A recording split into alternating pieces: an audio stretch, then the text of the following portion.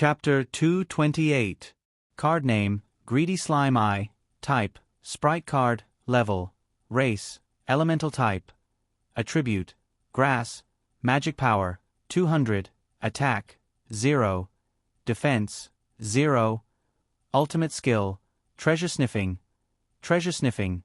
Greed from the root gives Greedy Slime a treasure sniffing ability that is different from ordinary people, but no treasure can satisfy its greed. First website.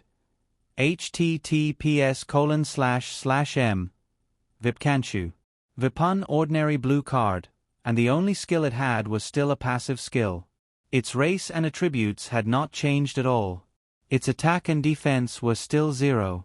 Only its magic power had increased by 100 with its level +1. This was Greedy Slime Eye, the ultimate greed, the ultimate trash.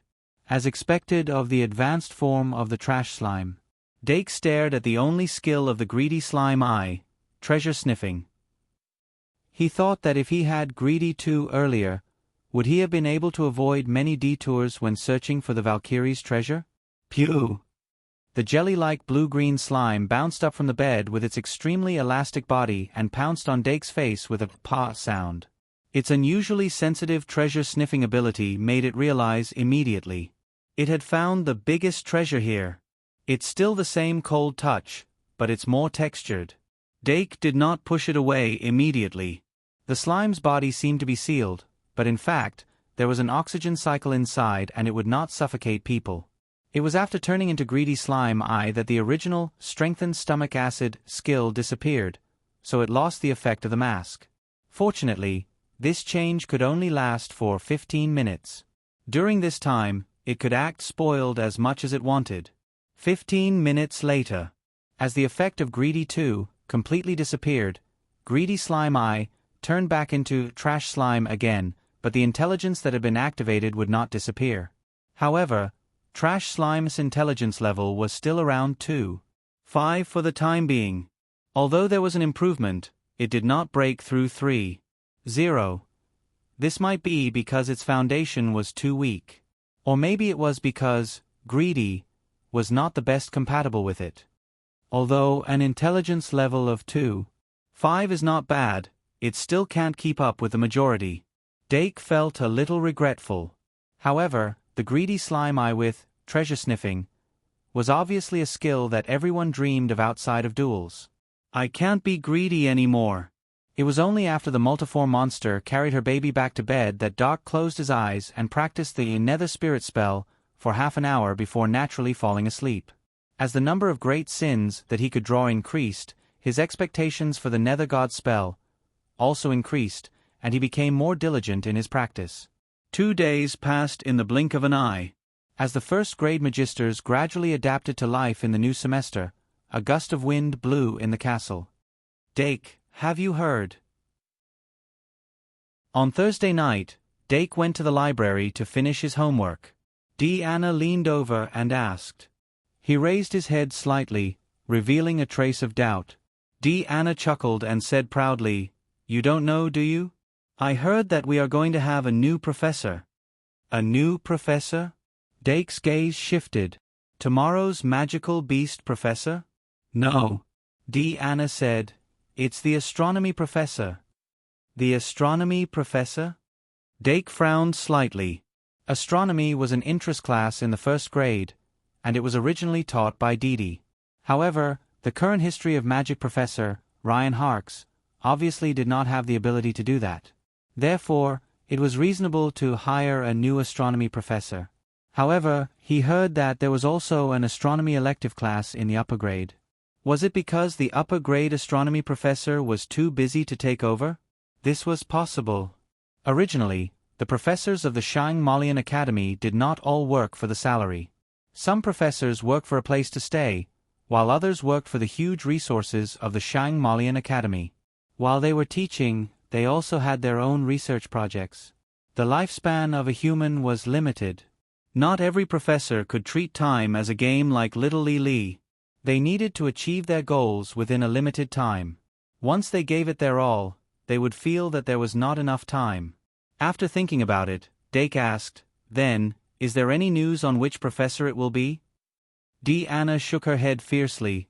I don't know, but I heard that it will be a sage. Well, it could also be a prophet. Dake, a sage, or a prophet? I hope it's an official astrologer. Up until now, Dake had already discovered that the 7 deadly sins had a lot to do with the stars. However, astronomy was a very profound subject, and it was very slow to progress by self-study. Moreover, although this world had the Sun, the Moon, Mercury, Venus, Mars, Jupiter, Saturn, and other planets, most of them only had a name, and did not completely match the characteristics of the planets in Dake's memory. Therefore, he had always been looking forward to the start of the astronomy class. However, in the entire last semester, there was only one astronomy class. This was very unbearable. I wonder who it will be. Dake was very excited. There were a few well-known astrologers in the kingdom. The Deputy City Lord of Sky City. The Tower Master of Star Tower. They were all authoritative figures in astrology. However, he thought that it could not be them. Goo. Anna puffed up her cheeks and thought for a while, then said, By the way, will you participate in the Duel Club's recruitment tomorrow? Dake nodded. I'll go and take a look. Anna was suddenly energized. Okay, then I'll go too. After a semester of preparation, the basic requirement of 20 magic cards was not a problem for some students.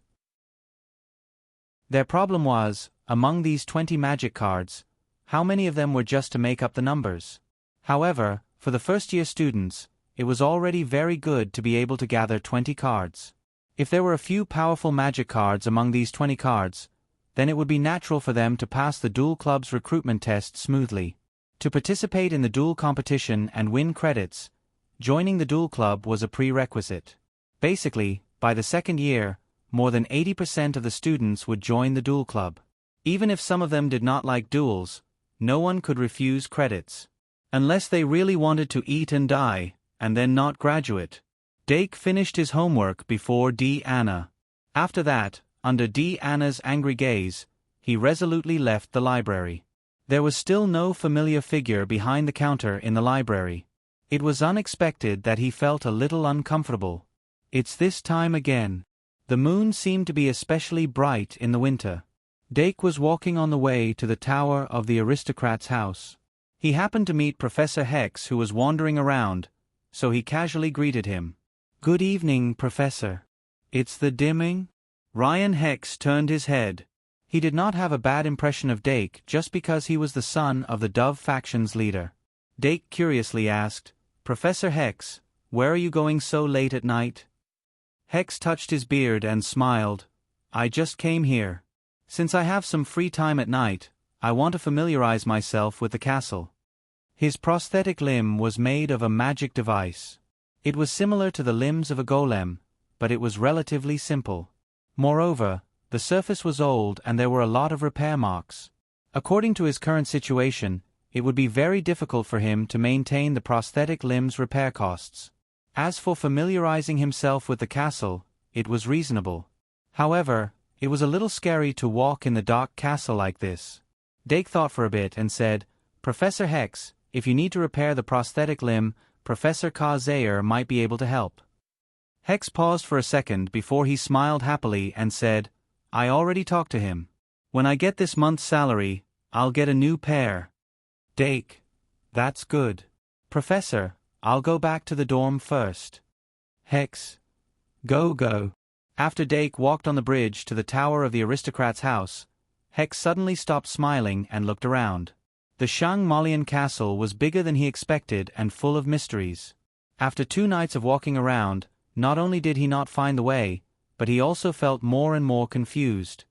I don't know where the entrance to the castle is. Maybe I should ask 1 or 2 students. Hex looked around again before he limped away. It was only after Hex had gradually left that a small bee with a face flew out from the shadows in a wobbly manner. Ducky opened the window and let Little Bee, who had circled around to the balcony, in.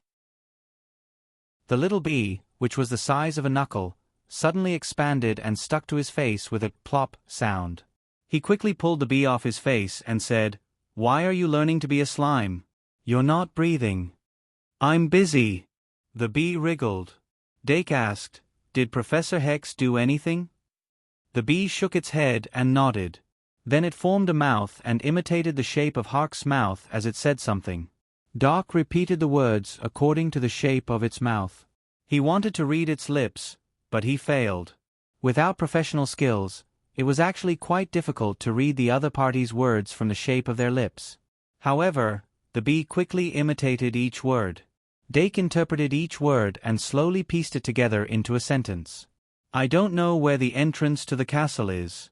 Maybe I should ask 1 or 2 students. Is that the right tone? I'm busy. That's strange. He doesn't seem to be afraid to talk about the secret passage. Dake rubbed his chin and thought like a detective.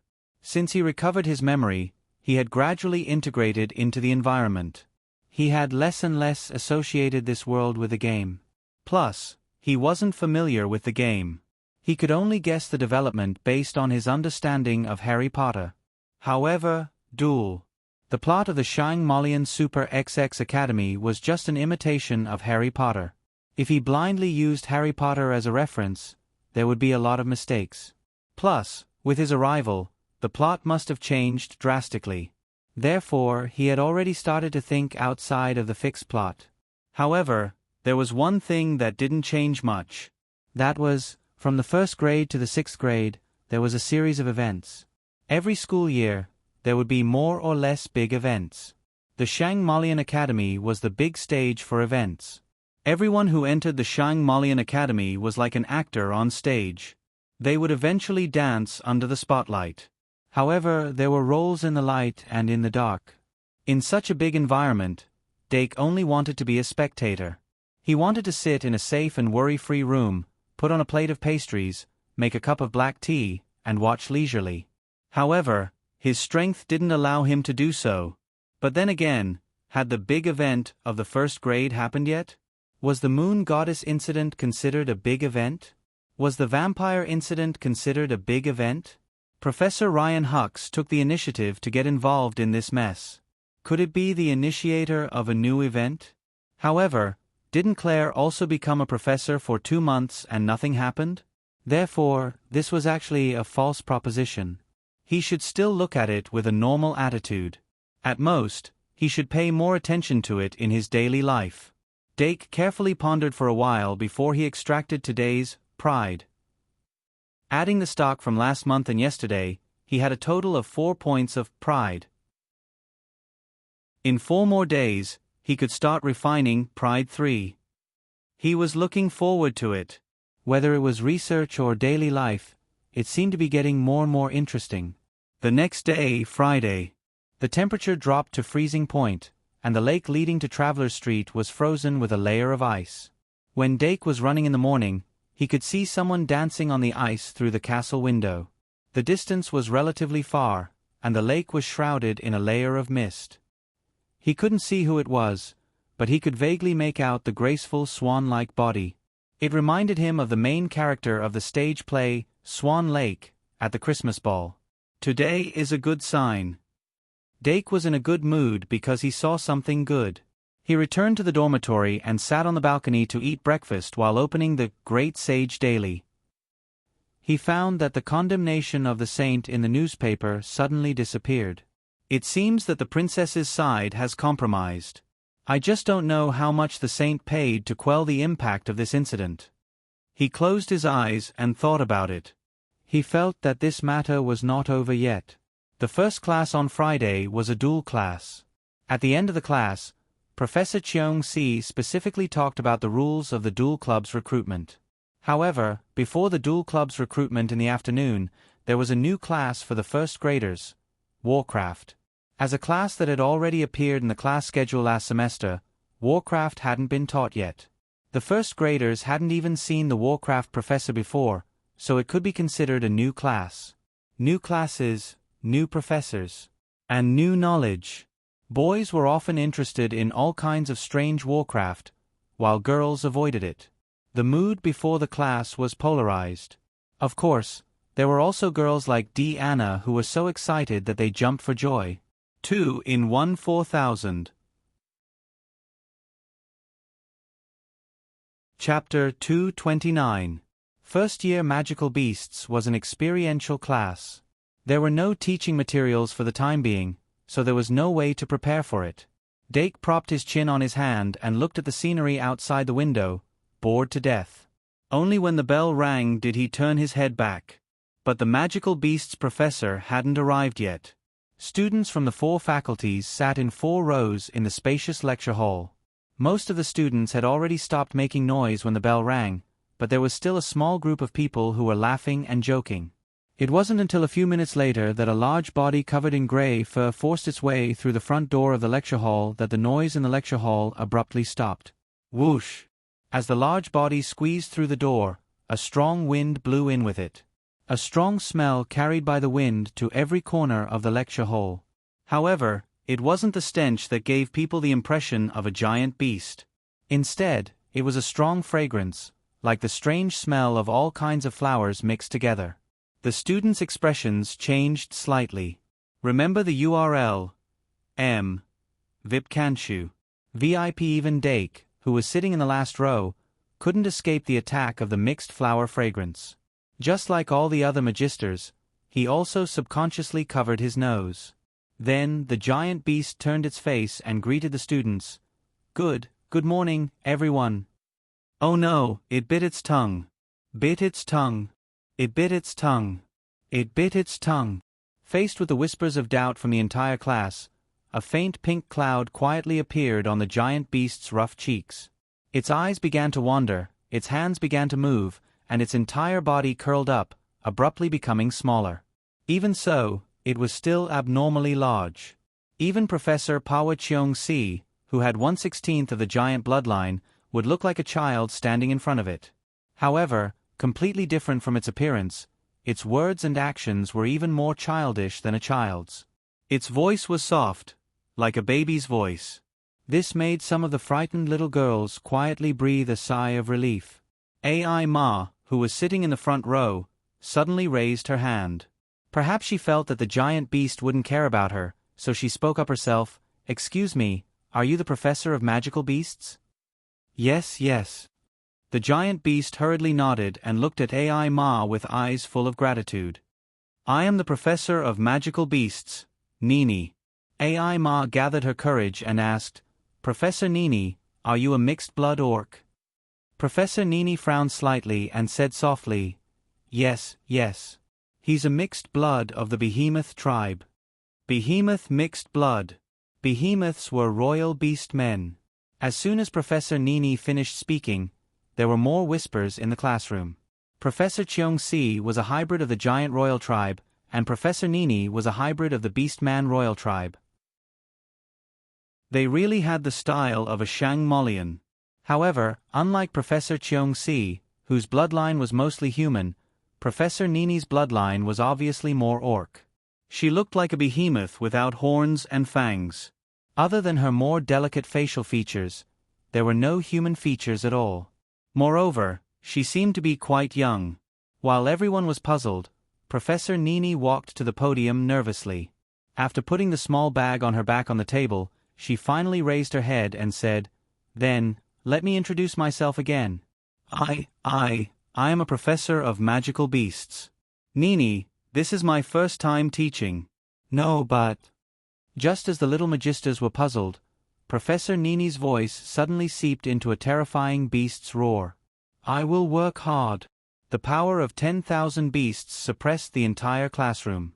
Everyone was silent. Professor Nini didn't notice it at all. She was still talking to herself. So, please don't tell Auntie Erti that I'm not serious or anything. Otherwise I will cry. And get angry. She opened her hands and wanted to say, wow, subconsciously, but then she seemed to have thought of something and quickly closed her mouth. Then, she straightened her back and looked below the podium. The students below the podium looked very serious. Then, this self-introduction should be a success, right? As Nini thought of this, she swallowed her saliva and was filled with anxiety. The back of the lecture hall was on higher ground. Dake looked down from above, but his mouth was half open and his face was full of speechlessness. The power of the beast that Professor Nini inadvertently released was of course not effective on him, but the students who saw it were mostly frightened and didn't recover until the power of the beast disappeared. So, she is the first-year professor of magical beasts? Can I report the Shang Malian Academy to the Education Bureau for employing child labor? This Professor Nini doesn't look like a sane person. Can she really teach this class well? The tense atmosphere in the lecture hall gradually eased until Professor Nini officially started the class. Because she didn't have a textbook, she couldn't follow the textbook. This was actually a great test of her foundation. Moreover, her courage was obviously inversely proportional to her height. She stuttered when speaking, not to mention giving a good lecture. She used about 15 minutes to explain the general idea of magical beasts. The first-year magical beasts mainly focused on understanding some common magical beasts. In order to deepen their understanding, the professors would occasionally bring the students into the dungeons for temporary experience. In short, it was not a profound class. If it was really too profound, it would not be the turn of this fledgling Professor Nini. After finishing her lecture, Professor Nini plucked up her courage and asked like the other professors, "Does anyone know what a magical beast is?" But just as she finished asking, AI Ma in the first row had already raised her hand. Professor Nini reached out and pointed at her, then pulled out a small list with her fingertips and whispered, "AI Ma Métis?" "Yes, Professor, you can call me AI Ma," Emma said confidently. Also, the so-called magical beasts are actually the literal meaning of wild beasts that possess magic power. Professor Nini nodded and said, "That's right, but it's not complete. Can anyone add to it? If not, okay, the student in the last row, please stand up and answer the question. Your name?" "Luo Boat Broheim." Under the surprised gaze of the surrounding people, Luo Boat slowly stood up. There was a trace of blankness on his face, but he spoke very smoothly. AI Ma is right. The so-called magical beast can be explained literally, but not all beasts with magic power can be called magical beast. In fact, spirit beasts, phantom beasts, mythical beasts, and even some magical animals also have magic power. The original meaning of the word magical beast should be, a beast that has been demonized. The demons with the ability to demonize beasts gathered into an army after demonizing them and wantonly slaughtered them. They are the creations of the demons, evil beasts without rationality. Even some mutated demons who have lost their rationality are classified as magical beasts. Of course, that's already a thing of the past. After countless years of reproduction, the magical beasts have already formed a new race. Add 5 points to Luo Boat. Professor Nini excitedly raised her hands and clapped her 2 giant palms. Then she asked again, "Did you add it?" Luo Boat received the additional points in his branch card and nodded awkwardly. Only then did Professor Nini continue her lecture happily.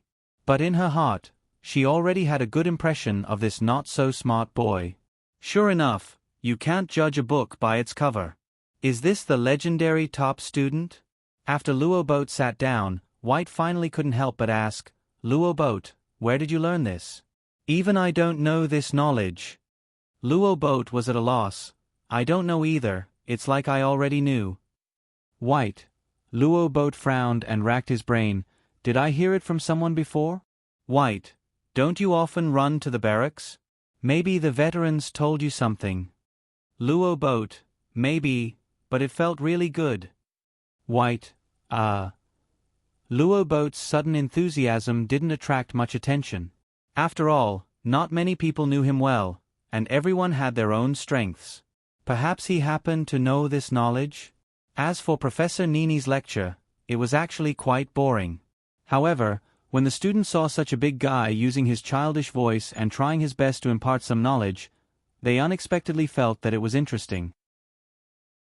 In the middle of the lecture, Professor Nini suddenly took out a jar from her small bag and said excitedly, "For today's lecture, I went to the dungeon to catch a magical beast. Today's main topic is the explanation of this magical beast. Everyone, listen carefully because today's homework is to write a small paper about this magical beast." Then she muttered softly, "Auntie Shi Erfu said that homework must be given after class." AI Ma and the others in the front row heard it clearly, and a few of their faces darkened. Professor Nini was obviously very happy when she talked about this topic. She picked up the jar with 2 fingers and shook her head vigorously. Then she leaned close to her ear and said, "It's still alive." Then she said happily, "Can anyone guess what kind of magic beast is in the jar? I can give you a hint. It's very common in the dungeon, but it's also very dangerous." After she finished speaking, she stared at the students below the stage, occasionally glancing in Robert's direction. But this time, let alone Luo Boat, even the students who were familiar with magical beasts were dumbfounded. There were too many magical beasts in the dungeon, and every one of them was very dangerous. Professor Nini was terrifyingly naive. Is she dumber than me? Even Anna was doubtful. Luo Si quickly nudged her arm and whispered, "You can't say that, Professor." Anna, okay. Professor Nini waited for a long time, but no one raised his hand. Her 2 thick eyebrows were about to collapse. She was pitiful, helpless, and wanted to cry. Suddenly, her eyes lit up when she saw someone raise his hand in the last row by the window. The golden-haired young man stood up with a helpless expression after being pointed out. "Dake Dimming? I know you," Professor Nini said excitedly. "Okay, I know you know me." Dake had to remind her, "Professor Nini, you should give more hints. There are too many magical beasts in the dungeon. If you're referring to the magical beasts that newbies often encounter, such as the mud monster, then its strong body odor is a good hint. If you're referring to another magical beast, such as the monster-sucking monster, then its ability to absorb mana will make people think of it more easily." Professor Nini blinked her eyes hard. That seems to be the case. Dake saw that she seemed to understand, so he sat down. "Professor Nini, then, the new hint is that it can make people despair." The classroom was silent. After all, if one encountered danger in the dungeon, even a magical beast could make people despair. Professor Nini looked at the students below the stage expectantly, but no one raised their hand. Her eyebrows furrowed again. Dake had to save the situation again. "Professor Nini, is that the monster-sucking monster in the jar, the monster-sucking monster?" "Thank you." Professor Nini seemed to have grasped at a life-saving straw and quickly said, 5 points for Dake Dimming." Then she picked up the jar and opened it with force. In an instant, a gray shadow flew out from the jar. Professor Nini casually grabbed its tail and pulled it hard, then slammed it on the table with a thud. The monster-sucking monster, who was almost flattened, raised its head dizzily and let out a sharp cry. It was the excitement of seeing food, and the craziness of smelling delicious food. The monster-sucking monster was gray all over, like a ghost. On its twisted face, there were 3 black holes that could never be filled. They were greedy and despicable, and they would suck away all happiness, leaving behind endless despair. Dake had looked up related information in order to solve the problem of the great sin. However, the monster-sucking monster didn't absorb emotions, but memories. It sucked away happy memories, and then poured in terrible memories in the form of nightmares, making people despair and die in their sleep. This was the monster-sucking monster. Does anyone want to give it a try? Therefore, when Professor Nini said this, Dake was surprised. Don't be afraid. A monster-sucking monster alone can't suck away memories very well.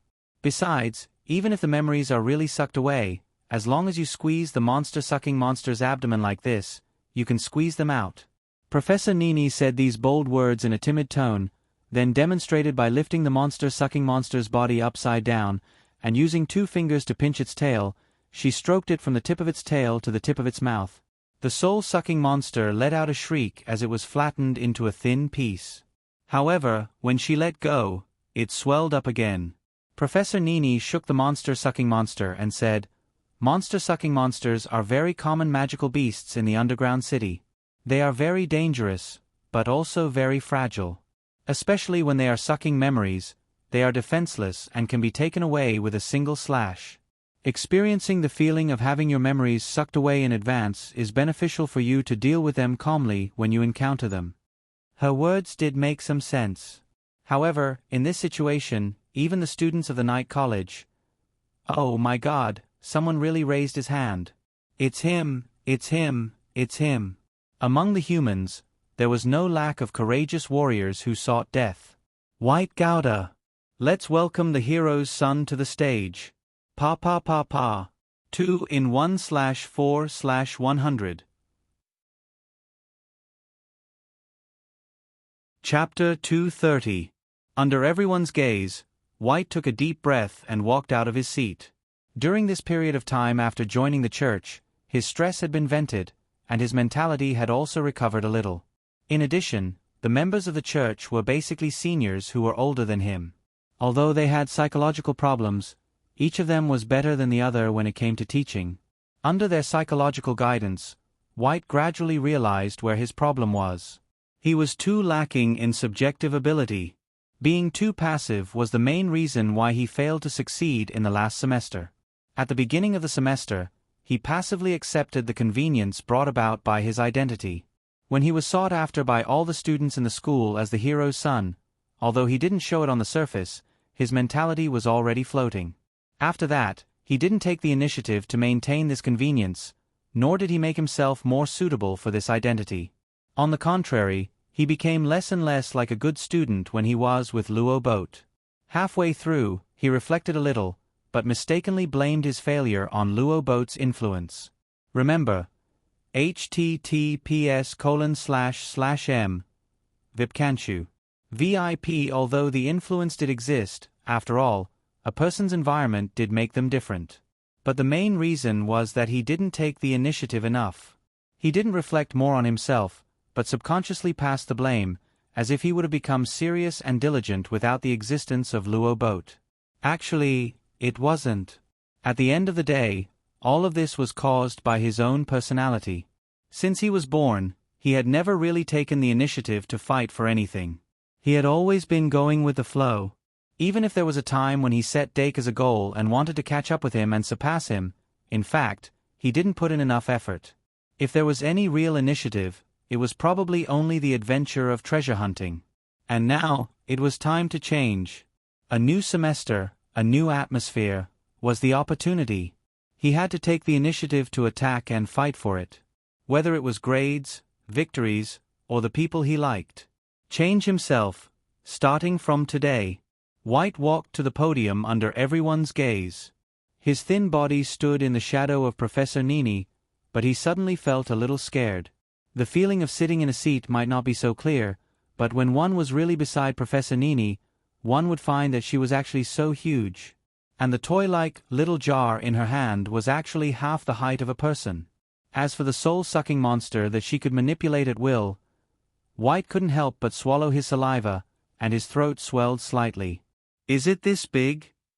Professor Nini looked at White in front of her with joy. Of course, she knew this hero's son. Seeing that he was a little scared, she hurriedly said, "Don't be afraid. The spirit-absorbing monster won't bite." Was I afraid that it would bite? White's face darkened, but her nervousness was unexpectedly relieved. The soul-sucking monster, on the other hand, smelled the scent of a human child and pounced on him with bared fangs. The black hole on its face rotated inwards, looking even deeper as if it wanted to suck everything in. However, Professor Nini grabbed its tail tightly, making it unable to touch the White no matter how hard it tried. White was scared, but since he was on the stage, he couldn't back down. He raised his head, closed his eyes, and gritted his teeth. Come on. There was a saying that life was like being stared at by a crazy woman. Since he couldn't resist, he had to learn to enjoy it. As his eyelids closed, his vision was invaded by darkness, and his heart gradually calmed down.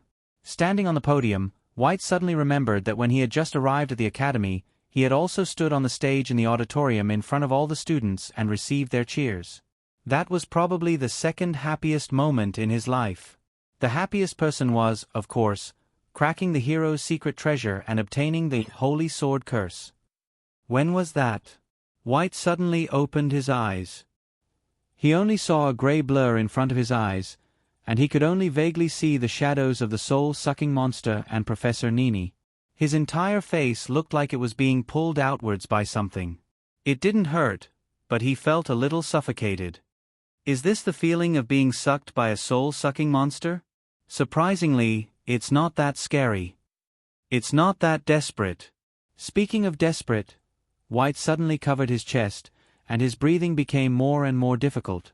His chest was so stuffy that it felt like it was blocked by lead. Something was coming. His intuition for danger came into play again, and he subconsciously raised his hands. Suddenly, his eyes lit up. Patter. The soul-sucking monster was pulled away in time. Only when he felt the wind in his face did Werther realize that his back was already cold. The students in the audience saw it more directly. Just now, the ghost-like soul-sucking monster jumped in front of White, and the black hole in its mouth suddenly opened. Then, a bubble-like gray substance was pulled out of White's face. The soul-sucking monster bit the gray bubble and desperately pulled it out, as if it was pulling the soul out of a person's brain, which was terrifying. During this process, black threads gradually overflowed from the black hole in the soul-sucking monster's eyes and reached for White's head like tentacles. Also at that moment, Professor Nini suddenly grabbed the soul-sucking monster's head and squeezed hard, making its mouth open. Then she pulled again and pulled it away. The memory that was no longer controlled by the soul-sucking monster naturally returned to White's brain. White regained his consciousness. The whole process seemed to be safe, but that was because everything was under Professor Nini's control, and there was only one soul-sucking monster at the scene. The soul-sucking monsters in the dungeon always came in groups. To deal with the soul-sucking monster effectively, in addition to relying on companions, one must have a strong mind that could quickly recover from the confusion when happy memories were being sucked away. After having the experience of having memories being sucked away, it was easier to recover from the confusion. Therefore, before coming into contact with a dungeon, this level of experience training was necessary. How do you feel? Professor Nini opened her eyes wide and looked at White, hoping that this brave student would answer, "It's not a big deal." Then she could lure the students one by one. Hey, how could it be a lure? It was a normal experience. However, White felt cold all over. The sudden return of the memory made him realize what he had lost just now. He stood there for a long time, and then under Professor Nini's anxious gaze, he said, "Not very good." Professor Nini's face fell as soon as he said this. But White didn't notice. When being sucked away by the soul-sucking monster, the best things will flow out of your mind without you noticing. You won't even realize that you've lost it. But that's the scariest thing. If the soul-sucking monster's sucking wasn't interrupted, you might really lose it forever. Is it that scary? Professor Nini lifted the soul-sucking monster in front of her eyes and shook it, not quite understanding. But White had already pulled himself together, so we can't underestimate the soul-sucking monster. If we have the chance to enter the dungeon, we must be careful. Okay. Professor Nini curled her lips. 5 points for White Gouda. Is there anyone else who wants to come up and experience it? There are bonus points. But the students looked at each other, and no one responded. White walked all the way down the aisle and finally returned to his seat. Luo Boat quickly asked, "Is it really that scary? That soul-sucking monster?" White still had a lingering fear. "If you don't believe me, you can go and experience it. With Professor Nini here, at least you'll be safe." Luo Boat shook his head like a rattledrum. "Of course I believe you." The hero's son's words still had some credibility. Professor Nini looked at the students anxiously and was once again in a predicament. If it were any other professor, they would definitely directly ask a student to come up and experience it, or just line up and try it one by one. But Professor Nini obviously didn't have the confidence. She could only ask for help from AI Ma and Dake, who had helped her many times. AI Ma was sitting in the first row, and naturally became the best person to ask for help. But AI Ma was only a 12-year-old girl after all. If it was something else, it wouldn't be a big deal. This soul-sucking monster's appearance as it sucked in memories was too horrifying. What was wrong with girls being afraid of the dark and ghosts? Taking the initiative to experience it? That was impossible. AI Ma shook her head even harder than Luo Boat. The other girls weren't much better than her. As soon as Professor Nini's gaze swept over them, the girls subconsciously shrank their bodies, afraid of being called by her. Of course, the boys were better, but their instinct to seek benefits and avoid harm made them not raise their hands. In the end, Who would want to experience this kind of thing for no reason? Professor Nini should be more forceful, put on the airs of a professor, and order them to come up with an unquestionable tone. Slowly. Professor Nini's gaze swept past the front row and looked at Luo Boat in the last row, but Luo Boat, whom she had high hopes for, quickly lowered his head and pretended not to know anything. Professor Nini puffed up her cheeks and looked at her last hope. Dake blinked. Professor Nini, who had no way to ask for help, was like a small animal, reminding him of the magic elves and catnip plants in the dormitory. As for responding to Professor Nini's expectations, it was not that he didn't dare to go up, but he was afraid that the soul suckers wouldn't dare to suck. How about Deanna, you go and try? Deanna shook her head violently. It's so disgusting. Dake reasoned, you have to experience it. The soul suckers move silently, and it's hard to avoid them in the underground city. But their bodies are fragile. As long as you experience that feeling in advance, you won't be easily fascinated and can come back to your senses as soon as possible. Well, then you can slap it to death. Deanna smacked her lips and was a little reluctant. But she was always very obedient. Okay then. Professor Nini was pleasantly surprised to see that another person raised her hand. Deanna walked to the podium and observed Professor Nini closely. She found that Professor Nini's thighs were thicker than her whole body. But such a huge beast had a timid and sensitive heart like a small animal. She had a natural affinity with beasts and could vaguely feel something that others couldn't. Professor, you can start now. Deanna didn't close her eyes like White, but opened her eyes wide and looked at the soul sucker. She wanted to see this soul sucker suck out her memories and then take a good look at the color of her memory bubbles. It should be pink, right? It can't be gray like White, right? That would be so ugly. Suddenly, her expression changed and she saw the soul sucker pouncing on her. She wasn't afraid, but she felt disgusted. The soul sucker suddenly stopped in front of her and stared at her with its black hole-like eyes. Then, Deanna saw the soul sucker suddenly open its mouth and suck in air. Without realizing it, something was being sucked out from her face. Those things condensed into gray bubbles and were sucked into the soul sucker's mouth, gradually elongating and changing shape. It's still gray, Deanna said with some disappointment.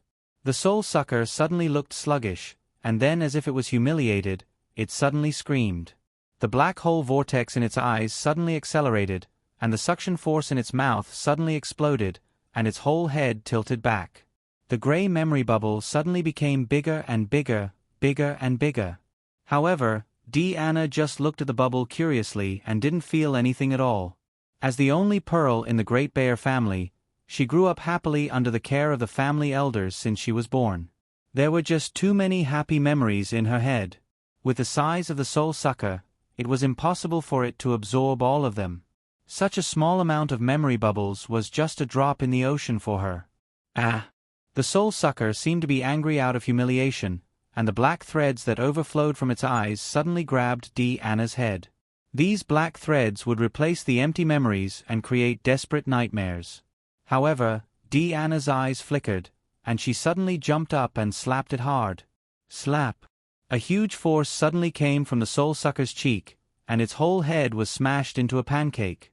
The memory bubble that was sucked into its mouth popped out and flowed back into Deanna's brain just like that. Deanna rubbed the soul sucker's head happily and said excitedly, "So weak." White. Luo Boat.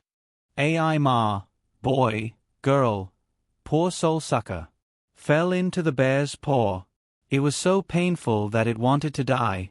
Deanna Great Bear. Awesome. Bonus points. Professor Nini lifted the soul sucker upside down again, and happily added points to Deanna. Deanna laughed and said, "It's not that awesome."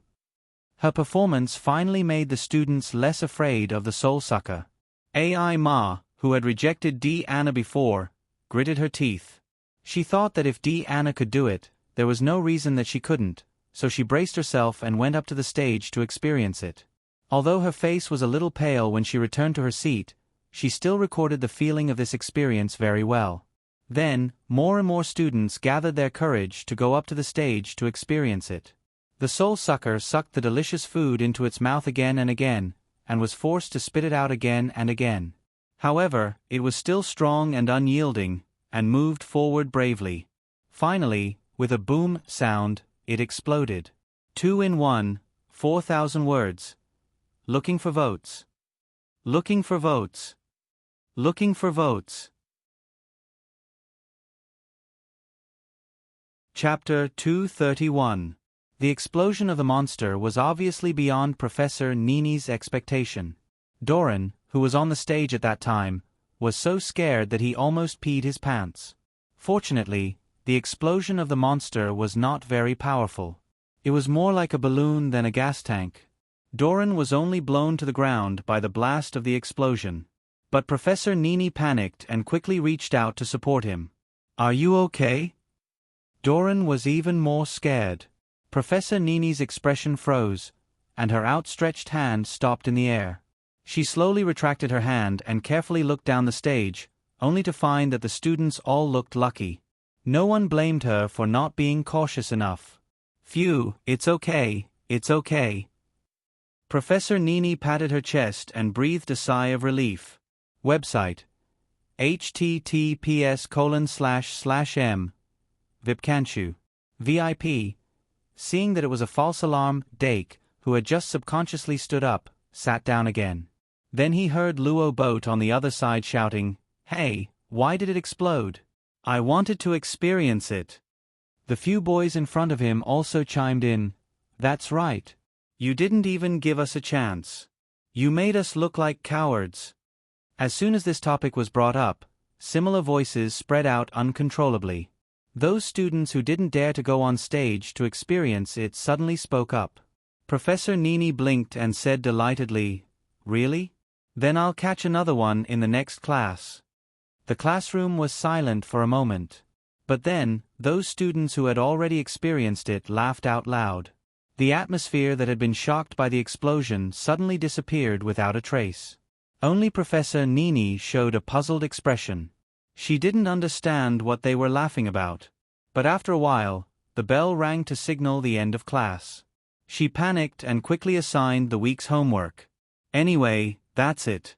After class, everyone has to write a small paper about soul suckers. Hand it in by next Wednesday at noon." "Hand it in." AI Ma helplessly raised her hand. "Professor, I can help to collect it." Professor Nini quickly said, "Then give it to AI Ma. Let AI Ma send it to my office. It's next to Aunt Shi Erfu's office." That was it. Professor Nini's first lecture was finally over. She packed her bag and walked briskly out of the classroom through the front door. When she was a little further away, the students in the classroom gradually began to discuss. Before this class, no one would have thought that the professor of magical beasts would be a mixed-blood behemoth. But you have to say, it's quite interesting. And it's not scary at all. I'm super brave. I'm really looking forward to next week's magical beast study. I wonder what kind of magical beast Professor Nini will bring. If only she could be a little cuter. Professor Nini unexpectedly received good reviews. Dake stayed in the classroom for a while and found that the students had a good impression of the new professor. He could not help but smile. Perhaps it was because he had raised so many small animals, but now when he saw those clumsy and hard-working children, he always wanted to take care of them. He wasn't originally like this. "Dake, let's go." Anna patted her belly, indicating that she was starving. Only then did Dake pick up his bag and turn to leave. After the magical beast study ended, it was Friday afternoon. The opening of Traveler Street was secondary. The most important thing was the recruitment of the Duel Club. Every Friday afternoon at the beginning of every semester was the time for the Duel Club to recruit new members. It was not only open to the first years, but also the entire academy. Of course, the senior students who wanted to join the Duel Club had already done so. The overall target of recruitment was still the first and second years. Dake and the other two found a place to sit down in the cafeteria. They talked about the Duel Club as they ate lunch. Anna seemed very excited. "I've asked around. As long as you join the Duel Club, you can sign up for the Saturday morning newbie competition every Friday. You can get 200 credits for every win. Once you have credits, you can buy whatever you want. Dake had to remind her, you need to pay credits to sign up for the competition. The newbie competition has a 50% discount, but you still need 50 credits to sign up. Of course, the higher the level of the duel competition, the higher the reward. Diana muttered, pay 50 credits, win 200 credits, net profit 150 credits, win 1 round and lose 3 rounds. Is that right? Dake said, that's right.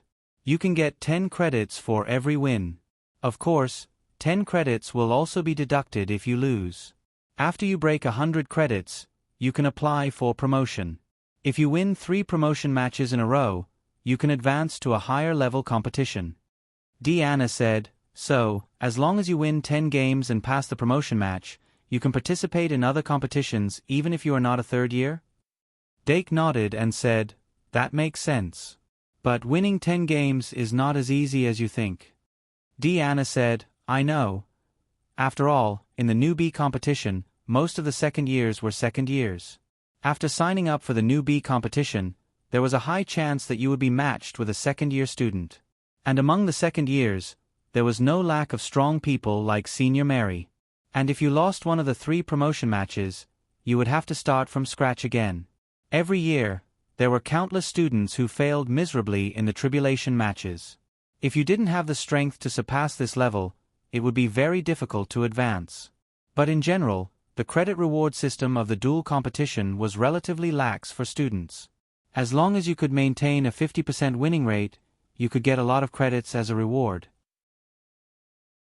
Of course, there was no lack of people who were so unlucky that they lost so much that they lost even their underwear.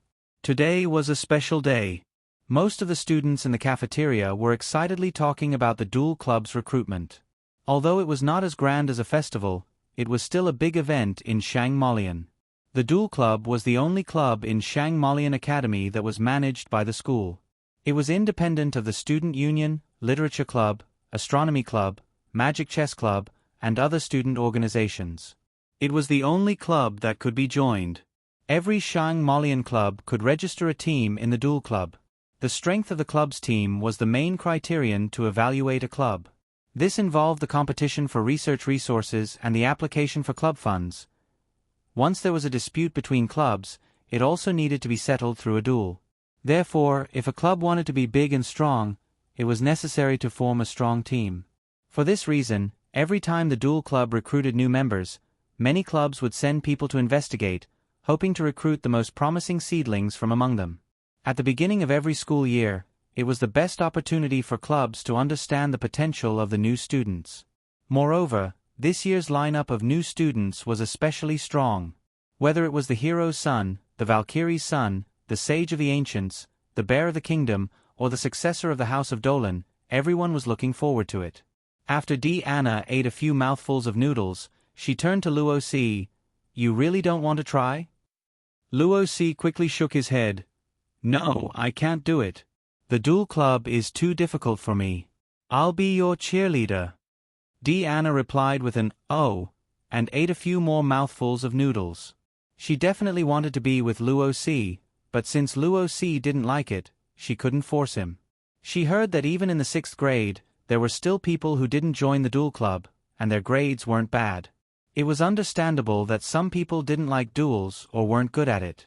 But she was still a bit disappointed. Luo Si smiled. Don't be like that. When the time comes, you'll have to work hard to charge forward with me. Deanna, charge, charge, charge. Not far next door. Dolan and the little fatty Pittan were sitting together. The two of them had the same steak in front of them. Dolan cut the steak with the standard posture of a noble, while Pittan wolfed it down without a care, his mouth full of juice. After wiping the juice from the corner of his mouth with a napkin, Pittan muttered, How are your preparations, Dolan? Dolan shook his head. Not too good. Pittan, don't always compare yourself to Dake, you're already very good. Dolan, people can't always look down on others. Pittan, hey, when you say look down on others, are you referring to me? Dolan, you even found out. Pittan, hee, I think so. Among all the magic elves, the Dilu beast's learning speed was the fastest, and it was also the most serious. Every time Dake came back, he couldn't help but praise it a few times, and then it would be more serious. So far, the Dilu beast had gotten the most little red flowers besides the little devil. As for the other magic elves, the polymorph liked to mix with the trash slime. Kettle was studying the art of tea. Chocho Sea Lion was soaking in the air cushion pool all day, practicing blowing bubbles out of boredom. Dake sometimes hoped that it could learn bubbles by itself, but it was just a thought. Big Milk Can was taking care of the 3 catnip plants, just like the class monitor of a kindergarten class. Dake taught it how to take care of the insect tree, and it was full of hope that it could grow to the point where it could take care of the plants for it. There was also Ivan and Fairy Ivan. Ever since Fairy Ivan used its ribbon antennae to hang it up, Ivan and Fairy Ivan didn't get along. Now, it was also far away. Ivan was gnawing hard at the textbook, trying to rely on the power of knowledge to complete a counterattack. Fairy Ivan was flipping through Dake's The Costume Changer, and it showed an unusual interest in all kinds of strange outfits. Dake didn't reject them from showing themselves, but the prerequisite was that their basic education could keep up. As long as they could do a good basic education, Dake would teach them according to their aptitude, and continue to teach them according to their preferences. For example, he could give Fairy Ivan a small skirt or something. Me. When it heard the door open, Fairy Ivan instantly pricked up its ears, put down the costume changer without any reluctance, and rushed to its master. Shameless. The Dilu beast complained in a low voice, and continued to read. It really liked The Journey of a Kitten in Dreams in its hands. After Dake caught Fairy Ivan, it barely avoided its tongue, and said with a trace of affection, Okay, you don't have to be like this every time. But of course, this kind of half-soft and half-hard words couldn't make Fairy Ivan stop. He could only hug it and sit down on the bed, and use the eagle hand flexibly to make it relax in bliss. Then he clapped his hands, gathered the magic guide fairies, and said, I'll have to trouble you again for the Duel Club's recruitment this afternoon. 2 in 1 4,000 words. Requesting monthly votes. Chapter 232. 2:00 in the afternoon. Dueling Hall 1. The members of the Dueling Club had already set up the venue before noon. Even though the Dueling Club was still led by a student, the 3 instructors had the most authority. Professor Pawa Cheong-si was one of them. Professor Cheong-si was dressed casually today. She only wore a jacket and tied a bow above her abdomen. She was not afraid of the cold at all, revealing her rock-like abs. She stood in the crowd like a lighthouse, like a crane in a flock of chickens. Beside her was an old man. The old man had white hair and a beard, but his back was straight. He wore a thick cotton coat. His name was Hans Fox, and he was also a dueling professor. There were 2 instructors for today's Dueling Club recruitment. They were Pawa Cheong-si and Hans Fox.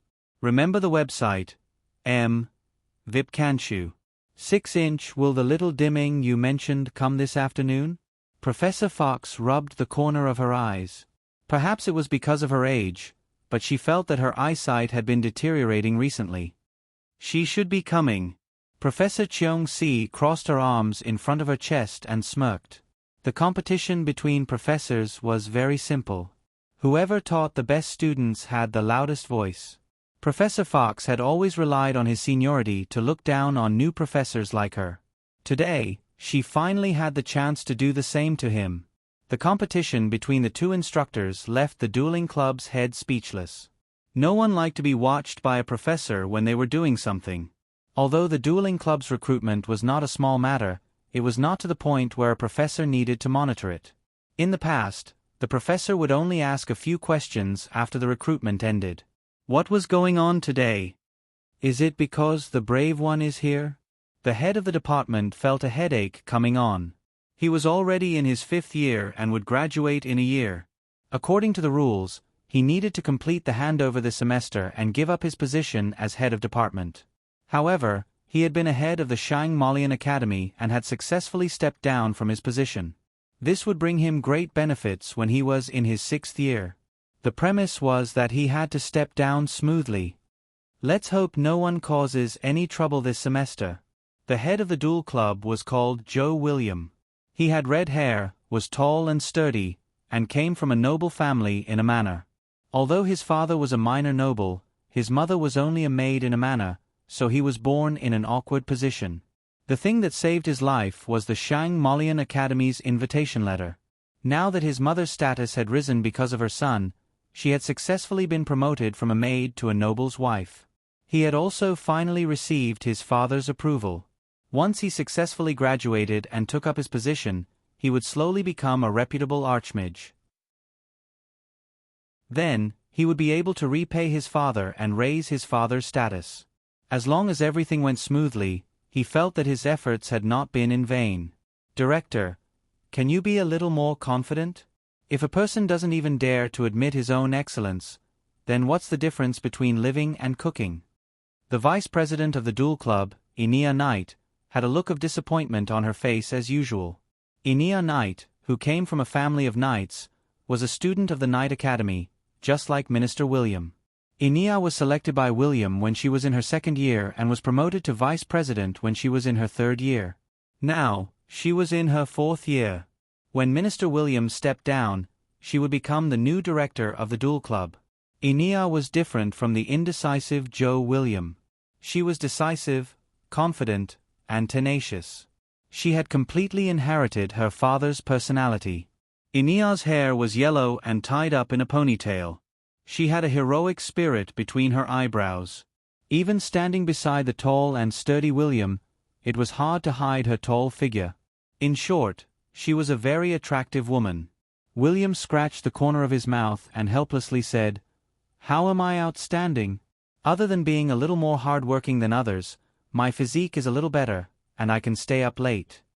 Enea rolled her eyes and was too lazy to bother with him. "Open the door, it's time to let the newcomers in." At this moment, there were already many people waiting outside the first battle hall. Because it was a battle hall recruitment, there was no rule that no one could accompany or watch. So almost all the first-year students had come. On the contrary, this was the third time the second years were recruiting, so there were not as many people as the first years. Naturally, there were even fewer students from the higher years. Dake didn't squeeze into the crowd. Instead, he was a little further away, using his finger to poke the little Ibu on the card to pass the time. Ibu-chan shyly avoided his fingers, but in her heart, she was very happy. Anna beside Dake couldn't hold back her temper. She would look into the crowd from time to time. Luo Si held her hand and didn't let her squeeze into the crowd. The duel club didn't recruit first or last, so there was no point in fearlessly fighting. Another 2 minutes passed. The first battle hall's front door finally opened from the inside. The students who had been waiting for a long time immediately poured in. The crowd outside was decreasing at a speed visible to the naked eye. When there were almost no more people left, Dake and the other two entered unhurriedly. There wasn't anything in the hall that would make people's eyes light up. There were only a few ordinary banners hanging. There were a total of 3 counters not far from the door. Students needed to register at the counters and show their magic cards. Anyone who had 20 magic cards would be able to receive a number plate. Next, they just needed to hold the number plate and wait to go on stage. The duel club's referees would grade the students based on their performance in the duels. There would be 3 referees for each duel. Every student had 3 chances to go on stage. They could get a total of 9 points. After removing the highest and lowest points, and then taking the average, that would be the student's performance score. When the recruitment event came to an end, the duel club would post everyone's performance. Then it would take a cutoff. Those above the cutoff would pass. Those below the cutoff would have to work harder. Because it was a more subjective review. So students who didn't pass could apply for a 4th duel by challenging the referees. As long as they won the 4th duel, they could enter the duel club unconditionally. Of course, most people wouldn't do that. Hear, hear. Anna became livelier as the duel club's atmosphere became more lively. She pulled Dake's hand and ran to one of the counters. There were a total of 3 counters, and there were more than 30 people in front of each counter. In total, there were about 100 people. Because the registration time was only half an hour after the doors opened, people usually wouldn't be late. Dake followed Anna to the end of the line and observed carefully. There were many familiar faces in the line. Other than the top 8 from the last class competition, there were many students whose names he could barely remember. Apart from them, most of them were second-year students. The second-year students had already gone through 2 rounds of recruitment. Those who stayed until now were probably not the top students, but the accumulation of time would make them more difficult to deal with than last semester. Of course, the most difficult ones were the upperclassmen mixed in the line. For various reasons, the upperclassmen couldn't enter the duel club when they were still in the lower grades. Even though they were reduced to competing with the lower grades, they still had the demeanor of upperclassmen. Just by standing there, they were like cranes in a flock of chickens. Dake's eyelids suddenly twitched. Hey, isn't that C. Keat? Yes, C. Keat from the second-year aristocratic house was also on the list for this round of recruitment. However, Dake's gaze only stayed on him for a few seconds before shifting to the upperclassmen from the 3rd and 4th years. In a duel with a scoring system, there was no need to worry about winning or losing. He really wanted to have a friendly duel with them. The line moved forward very quickly. When Dake came back to his senses, Anna had already received her number plate. She raised her number plate to show it off and walked to the side. Dake took a step forward, registered under the guidance of the staff, and took out his card set.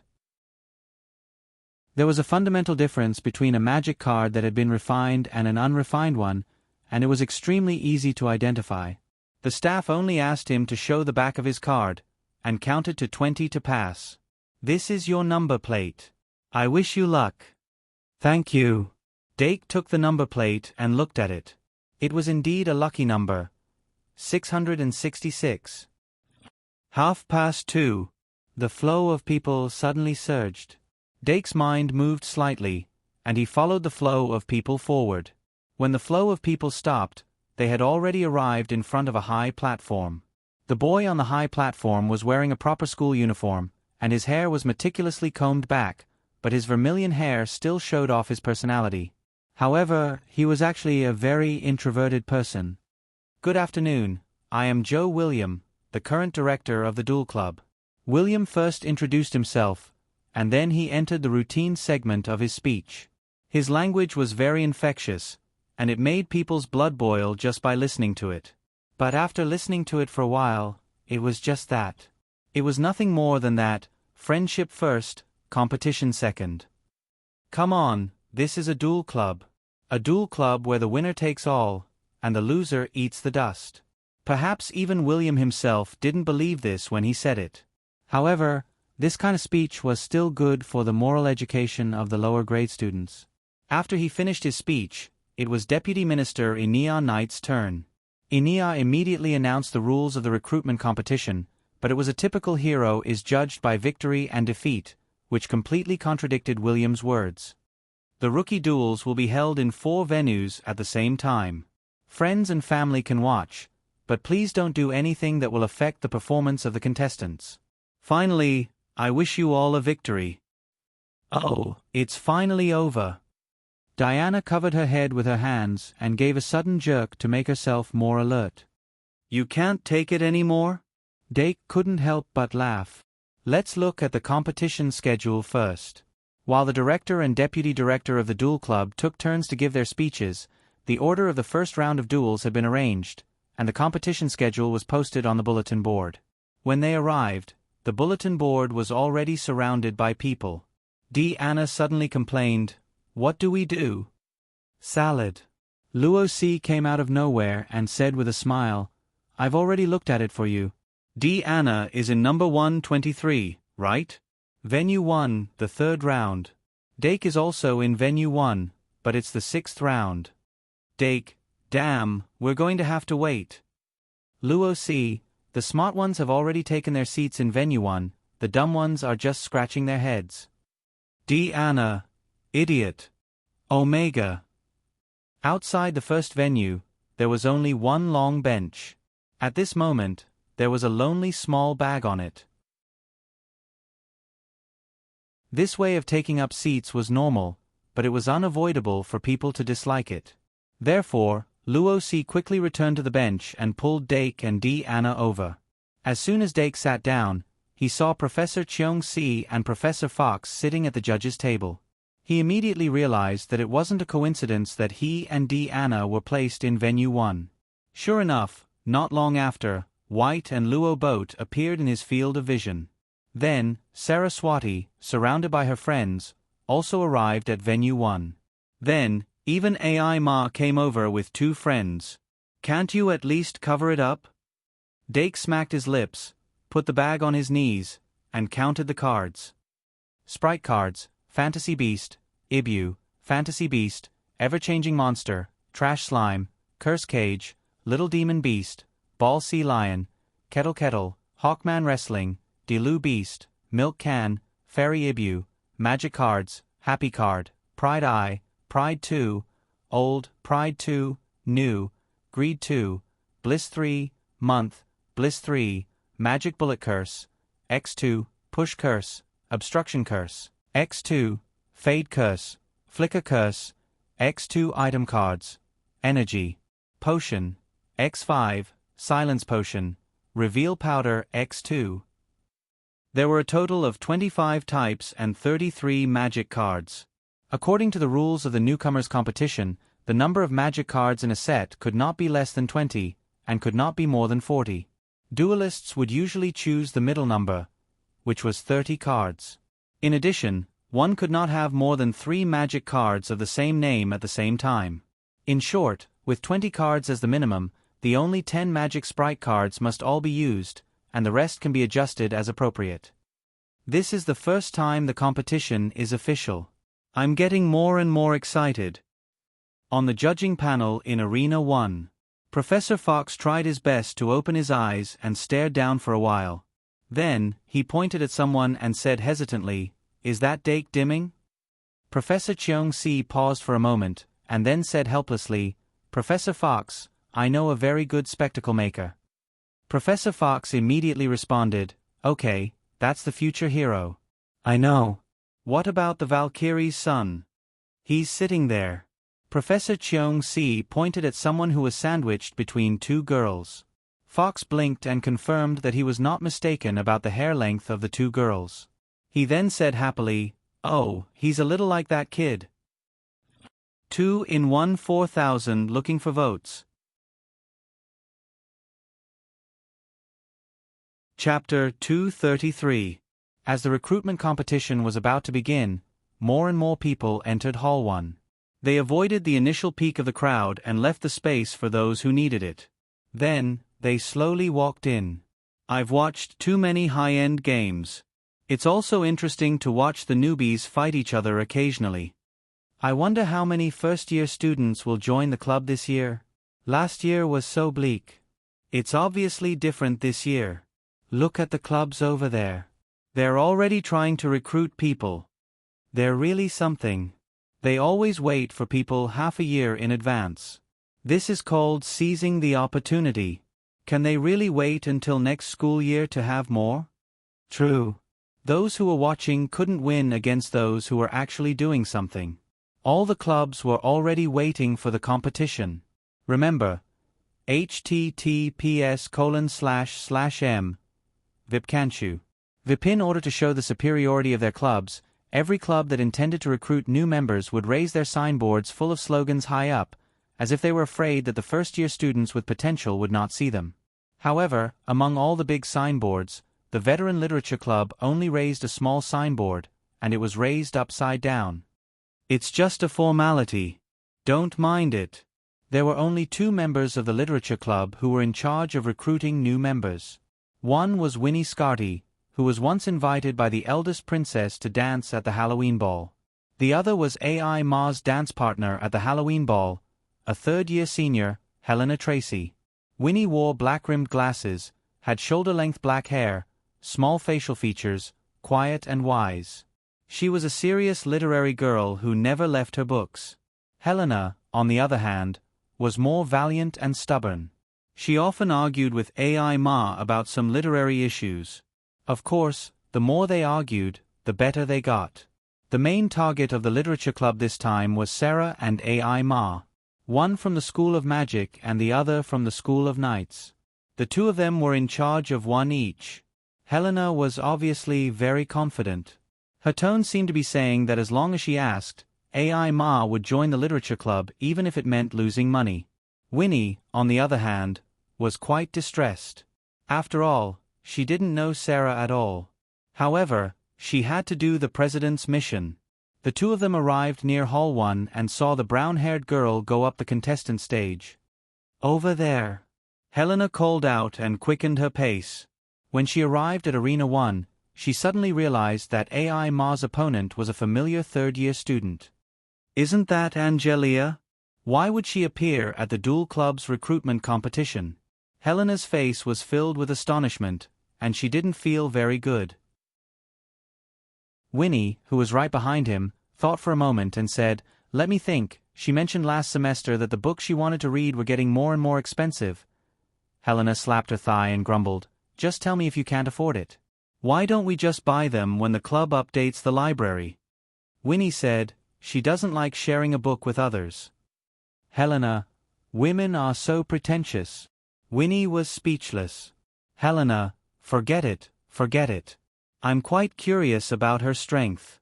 It's just that AI Ma might have a hard time." Winnie said, "Only through hardship can one rise to the top." The Shang Malian school uniforms were basically the same in style. The only difference was the school emblem on the chest. In addition to the different school emblems, the bands below the school emblems were also differentiated according to each year.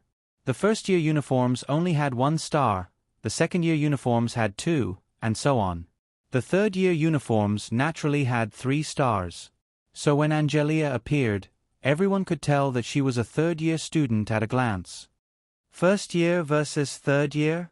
Exclamations sounded one after another. More and more people started to gather around. The first-year knights couldn't help but sweat for AI Ma. AI Ma was their ace. If she lost in the first round, it wouldn't be something to laugh about. Many people were still waiting for AI Ma to appear in the newcomers competition so that they could go to the outdoor arena to cheer for her.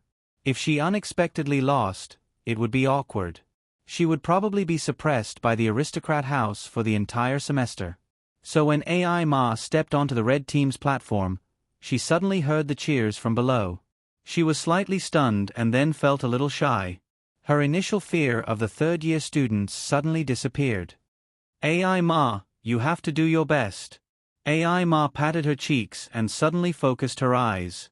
No matter who the opponent was, she just had to give it her all. Hey, this child's mentality is really good. Professor Fox rubbed his eyes and was a little surprised. AI Ma Métis is also the disciple of the Sage of Secrets.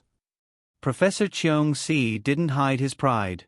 Although AI Ma's mentality was adjusted quickly and was beyond his expectations, he obviously couldn't say it out loud. When school first started, AI Ma's mentality shouldn't be so stable. What changed her? Outside the arena, Deanna couldn't help but ask, "Can she win?" "I don't know." Dake shook his head and said, "It depends on her opponent. If it was a bad student like C. Keat, then AI Ma definitely had hope. But if it was a top student like Betty, then it would be difficult." He also didn't expect AI Ma to encounter a third-year student in the first round. This should have been a low-probability event. But the current situation also gave him a warning. Maybe his opponent would also be a senior student. If only that was the case. Looking forward to it. Dake slightly raised his head.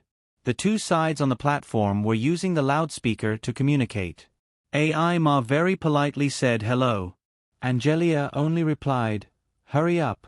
AI Ma was stunned. Angelia seemed to realize that her words were inappropriate and added, "Let's talk next time." AI Ma, "Next time?" Beep. The referee whistled. The communication between the two sides ended and the game entered the countdown. Draw card. Watching the competition from the sidelines was a completely different experience from being on the contestant stage. Dake was fully focused. The huge projection of the 2 card tables had already been fully displayed in front of the platform. Preparation stage. 30s.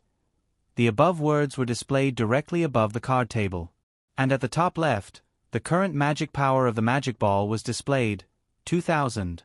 The magic ball's life enchantment had 5 levels, and the corresponding magic power of each level was divided into 1000, 2000, 4000, 8000, and 16,000. This game was using the rules of the newcomer competition, so the magic ball's life enchantment was level 2. Although the rules change is small, it has a huge impact on the game. I don't know if AI Ma can adapt. Dake's eyes glanced at the card slot at the bottom right of the card table. A whole stack of magic cards was placed in the card slot, and they had been automatically shuffled. Next, the duelists would have 30 seconds to draw cards and think about tactics. Watching from the perspective of the audience, AI Ma's card draw speed was faster than Angelia's, but Angelia was obviously more relaxed. 30 seconds of thinking time passed in the blink of an eye. A slight tick sound came from the card table, and the words above instantly became frowny face battle stage. 30s. The duel had entered the first round. Both sides began to summon their magic spirits without hesitation. AI Ma's normal summoning skills were already very proficient, and could be said to be second to none among the first-year students. But Angelia was obviously faster than her. In just 3 seconds, Angelia had summoned her first magic guide elf. Magic summoning. Accompanied by a slightly indifferent voice, a book emitting a faint white light flew out from her hand. It opened from the middle, and the pages on both sides were like wings, but like a goshawk, it swooped down on AI Ma's red magic ball. Its speed was so fast that it made people speechless. AI Ma's expression changed, and the summoning spell in her mouth changed.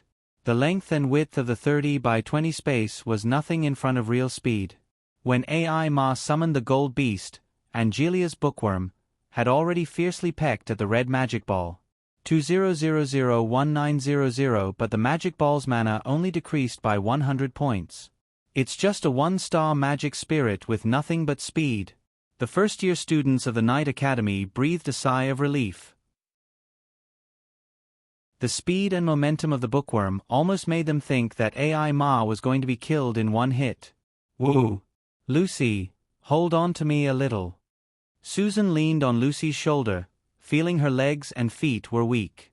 The spectators were already like this, let alone the players on the field. AI Ma couldn't help but feel nervous at this time, and the sound of her heartbeat directly hit her eardrum. After the bookworm pecked at the red magic ball, it quickly flew back to the blue summoning area. After that, the gold beast landed heavily on the ground, protecting the red magic ball.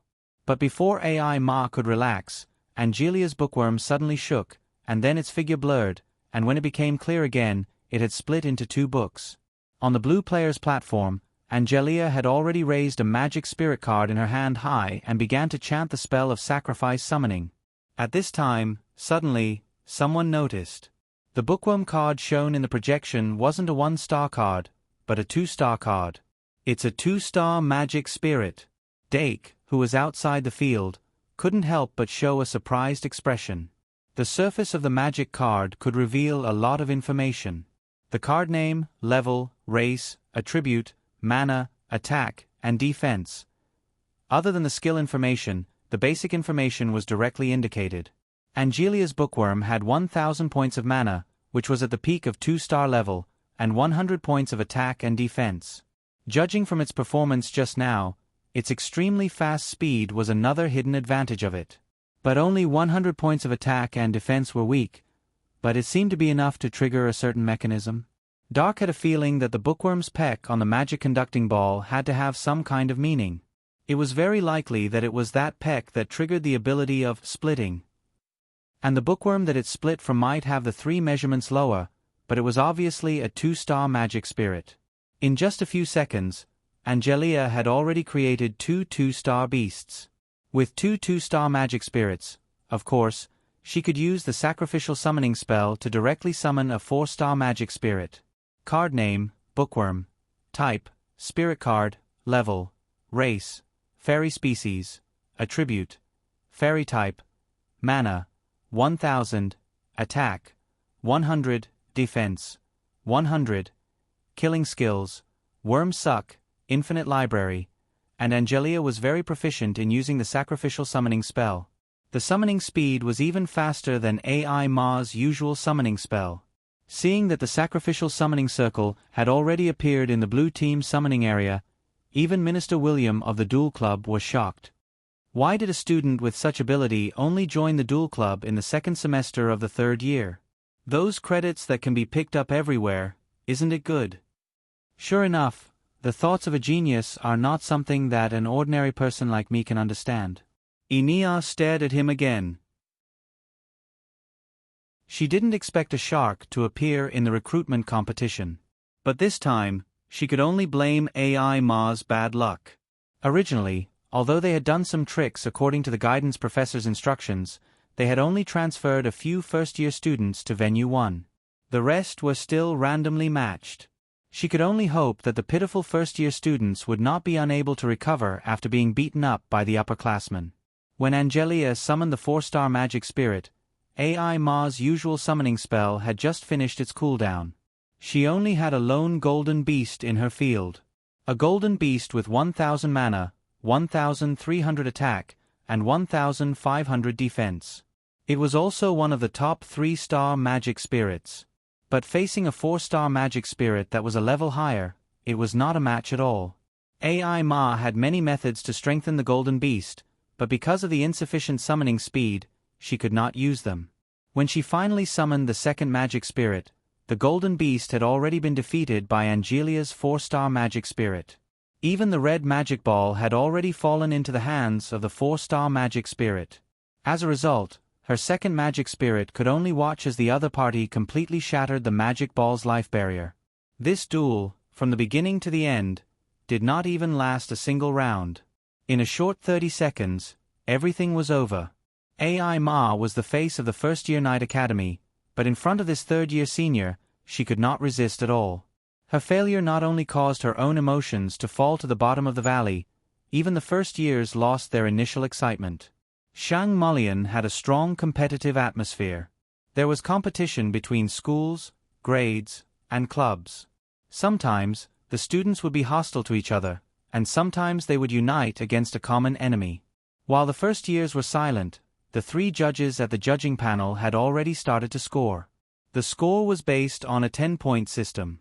There were 2 signs in front of each judge, one red and one blue. In order to speed things up, the judges did not need to comment and directly gave the score. Professor Cheong sighed slightly and raised the 2 signs.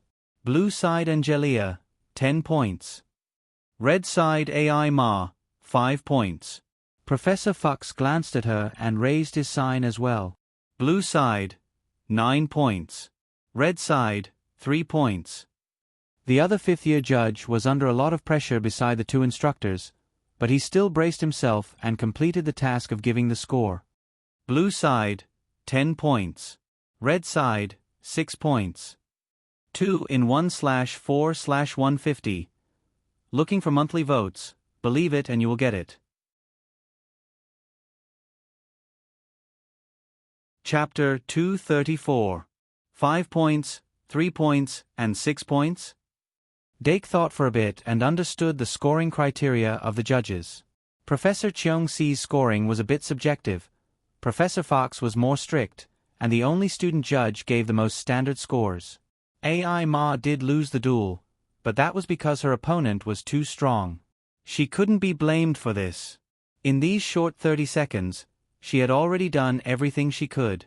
The calmness before the start of the match, the stable mentality when facing the third-year students, and the fast summoning speed compared to the first-year students, were all bonus points. Therefore, the student judge gave her a passing score of 6 points. Generally speaking, if the average score was above 6 points, then passing the review was a sure thing. Professor Cheong Si's 5 points were barely enough, but Professor Fox's 3 points were not so good. If AI Ma wanted to pass, she had to perform well in the next 2 duels. URL https://m Vipcanshu. VIP on the Red Team's platform. AI Ma silently recorded the score she got, but she was slightly relieved. When she confirmed her defeat, she thought of the worst possibility, such as 0 points. Fortunately, it was not. I couldn't even last one round, this is really embarrassing. Patting her red cheeks, the little girl with brown curly hair held back the bitterness in her heart. Failure was a common thing, she had experienced it several times. Every time she failed, she would become stronger. She would also gain experience from failure to make herself more and more perfect. This time, of course, was the same. She closed her eyes. She took a deep breath. It was over in a flash. The next round, you have to do your best. Unknowingly, AI Ma had already walked off the platform. Susan and Lucy, one on the left and one on the right, immediately held her hand. Susan shouted on the spot, "What's wrong with this stupid competition? Why did they send a third year to bully people? AI Ma, don't worry, just fight back in the next round." Lucy also agreed, "Yes, our AI Ma can definitely do it." The corners of AI Ma's eyes reddened. She held it in and said, "What are you worried about? Do I look like such a fragile person?" Susan quickly said, "Of course not, AI Ma is very strong." Lucy said, "Strong as a balloon, hard as a balloon." AI Ma, is that how you talk about people? Lucy said, "Haha, let's go. Let's go to the side and talk. It won't affect the next match." AI Ma, okay. As she walked out, she carefully glanced at the bench on the other side. Then, she immediately turned her head and walked away quickly. However, before he could take a few steps, two people appeared in front of him. Little AI Ma. Helena waved at AI Ma. AI Ma was stunned for a moment. Then, she said something to her two friends and walked toward Helena. As soon as she got closer, she noticed Winnie beside Helena. This senior who had danced with the first princess at the Halloween ball had left a deep impression on her. But before she could ask, Helena put an arm around her shoulder, waved her fist, and said casually, "Don't be sad. When I go back, I'll help you break Angelia's little head." Angelia.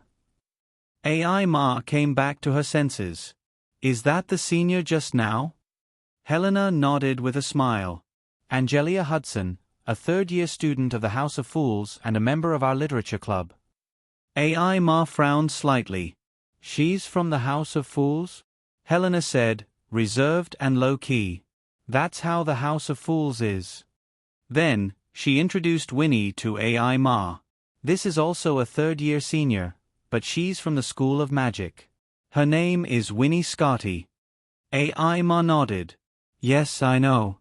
Nice to meet you, senior." Winnie reached out and shook hands with her. Then, Helena said, "We've seen your competition just now, and your basic skills are not bad. If your performance in the next two competitions is passable, we can give you a place in the literature club." Literature club? AI Ma was surprised. "Don't you have to wait until you're a second-year student to join the other clubs?" Helena smiled brightly.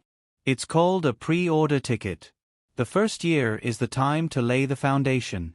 Only with a good foundation can you take off. That's why the Academy has this rule. After you're a second-year student, you'll understand how important a good team is. And our literature club is definitely second to none in the whole castle. You have to know that we only have 4 places for new members each year." AI Ma thought for a moment and asked, 4 branches, 1 for each?" Helena, "Most of them." AI Ma immediately understood. "Understood. Then I'll consider it when I'm a second-year student." Helena. Winnie saw her deflated and couldn't help but chuckle. "Actually, we're here to offer you an olive branch. It was Helena who recommended you. No matter how you perform, this place will be reserved for you. Of course, the premise is that you're willing." Helena is right about one thing. A good team is very important, and our literature club will never lose face. Helena said helplessly, "Anyway, I've passed the message. You don't have to be distracted. You can give me an answer later." AI Ma nodded. Of course, she would consider it carefully. Before she really understood the literature club, she wouldn't make a promise casually. But now that she thought about it, she suddenly understood what Angelia meant by, "We'll talk next time." "I see. This made her relax a lot about the failure just now. At the same time, she was really interested in the literature club. She seems to be in a good condition. Dake glanced at the literature club sign that Helena was holding casually and turned his head back. Anna used 2 fingers to pull down the corner of her eyes and muttered, "If it were me, I would definitely be like this by now." Luo Si exposed her mercilessly. "Who are you kidding? Just put a piece of milk candy in your mouth and you'll forget everything."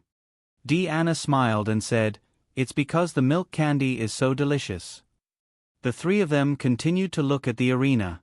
The curtains of the second match soon began. It was a match between 2 second-year students. The first-year students also saw the ordinary standard of the second-year students at this time. Their usual summoning speed was about 5 to 10 seconds. The sacrificial summoning speed was more than 10 seconds. In terms of summoning speed, they were even slightly inferior to Dake. But the foundation of an extra year of learning was shown in the magic cards. Their magic cards were obviously more varied. Both sides had their own characteristics, and there was at least 1 second-tier magic elven card. Why was it at least 1 card? This was because during the duel, they had only summoned one of them. Dake was more inclined to think that they had multiple second-tier magic elven cards, but the winner was decided before they could summon their elven cards. Although both of them had used second-tier magic elven cards, the scores of the 2 second-year students were not high. Professor Cheong-si and that senior only gave them a passing score. Professor Fox's score was even lower. It's probably because their summoning speed did not reach the standard of the second-year assessment. Plus, their other performances were not outstanding. Dake thought for a while and guessed the reason. Diana, who was beside him, looked at the old Professor Fox and whispered, "That white-haired grandpa always feels very strict. Will he not like bears?" Dake thought for a long time before he figured out what she was thinking. He could not help but say, "Don't worry, he won't give you a low score just because he doesn't like bears." "Okay." Anna jumped to the ground and waved her hand. "It's my turn." Luo Si said, "I hope it's not a third-year student." Anna said, "It's the same, the score doesn't depend on the outcome." She ran to the red side's platform, full of confidence. After the interval between the duels, the first-year spectators had finally calmed down.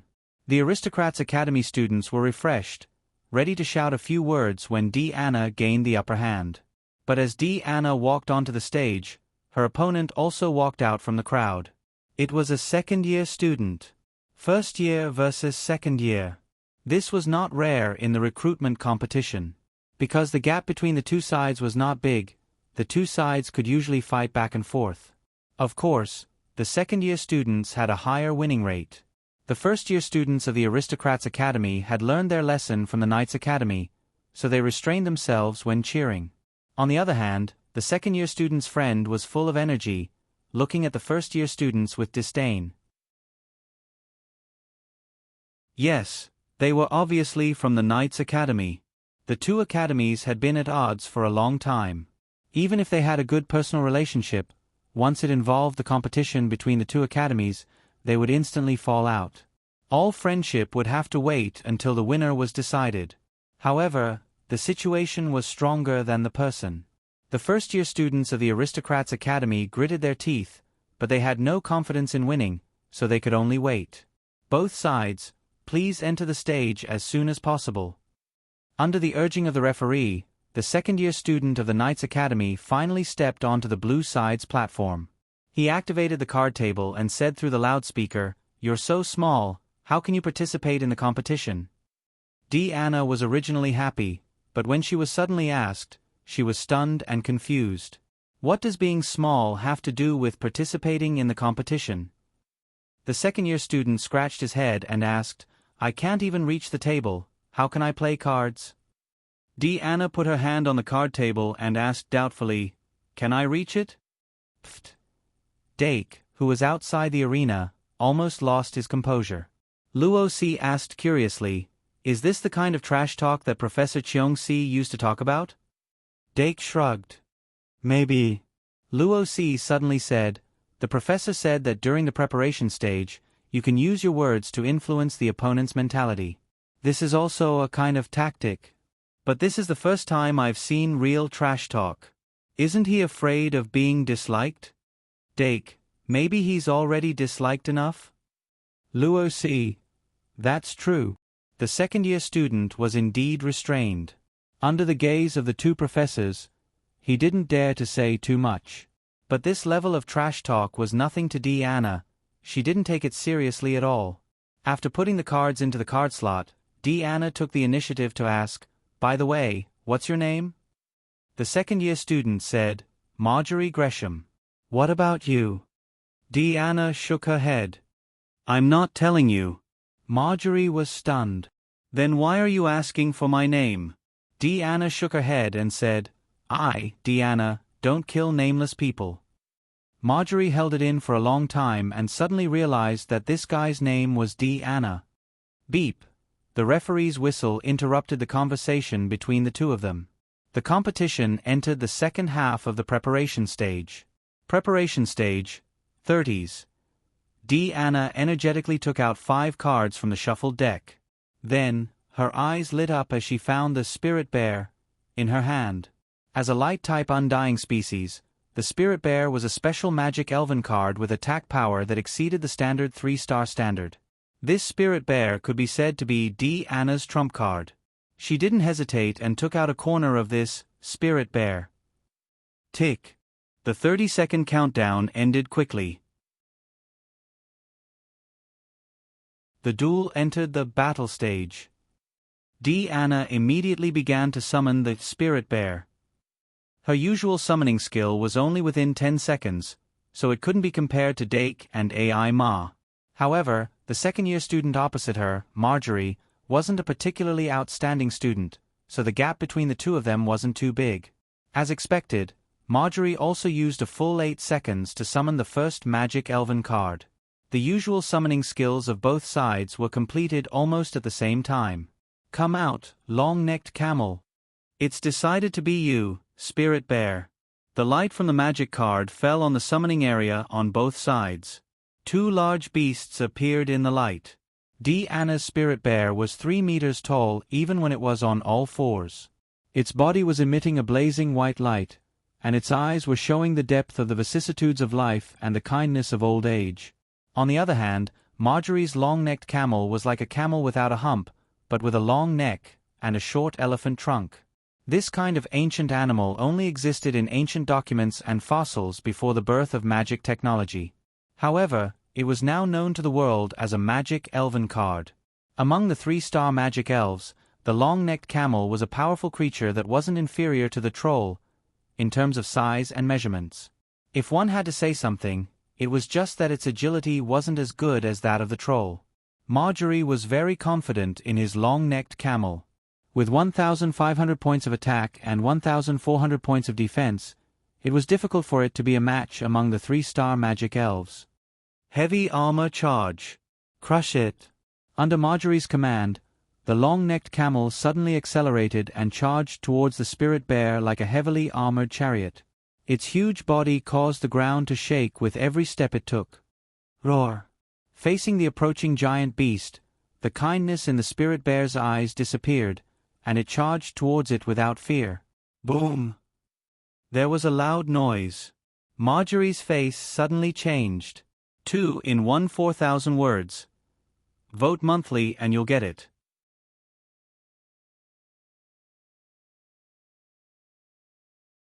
Chapter 235. It was a very simple math problem. 17001500. Therefore, the Spirit Bear with an attack power of 1700 was stronger than the long-necked camel with an attack power of 1500. Due to the angle, it was not easy for the duelists to see the value of the opponent's magic card during the duel. In addition, they needed to give orders to the magic elf within the short cooldown period of the summoning, so they could not take care of many things. Marjorie was very confident in the long-necked camel's strength. He never thought that it would lose in a battle of strength. However, reality gave him a heavy blow. The long-necked camel suffered from the impact of both sides during the fierce collision. Its entire body tilted and fell like a mountain rock. On the other hand, although the Spirit Bear suffered the same impact, its body was only deformed. However, it was a condensation of light, so it almost immediately returned to its original form. The spirit bear with a defense power of 0 was only immune to physical attacks. It could only be said that the compatibility between the two sides was too poor. Remember the website, Vipkanchu. 6 After the spirit bear returned to its original form, it suddenly pressed down on the long-necked camel's neck, opened its bloody mouth and bit down. Hey Sai! The long-necked camel's magic power decreased along with its scream. Marjorie panicked for a moment. When he came back to his senses, he suddenly noticed that the cool-down period of the normal summoning spell had passed. He quickly took out a magic card to summon. On the other hand, Anna on the opposite side had already started to summon the next magic card. Before Marjorie, Anna completed the second normal summoning spell.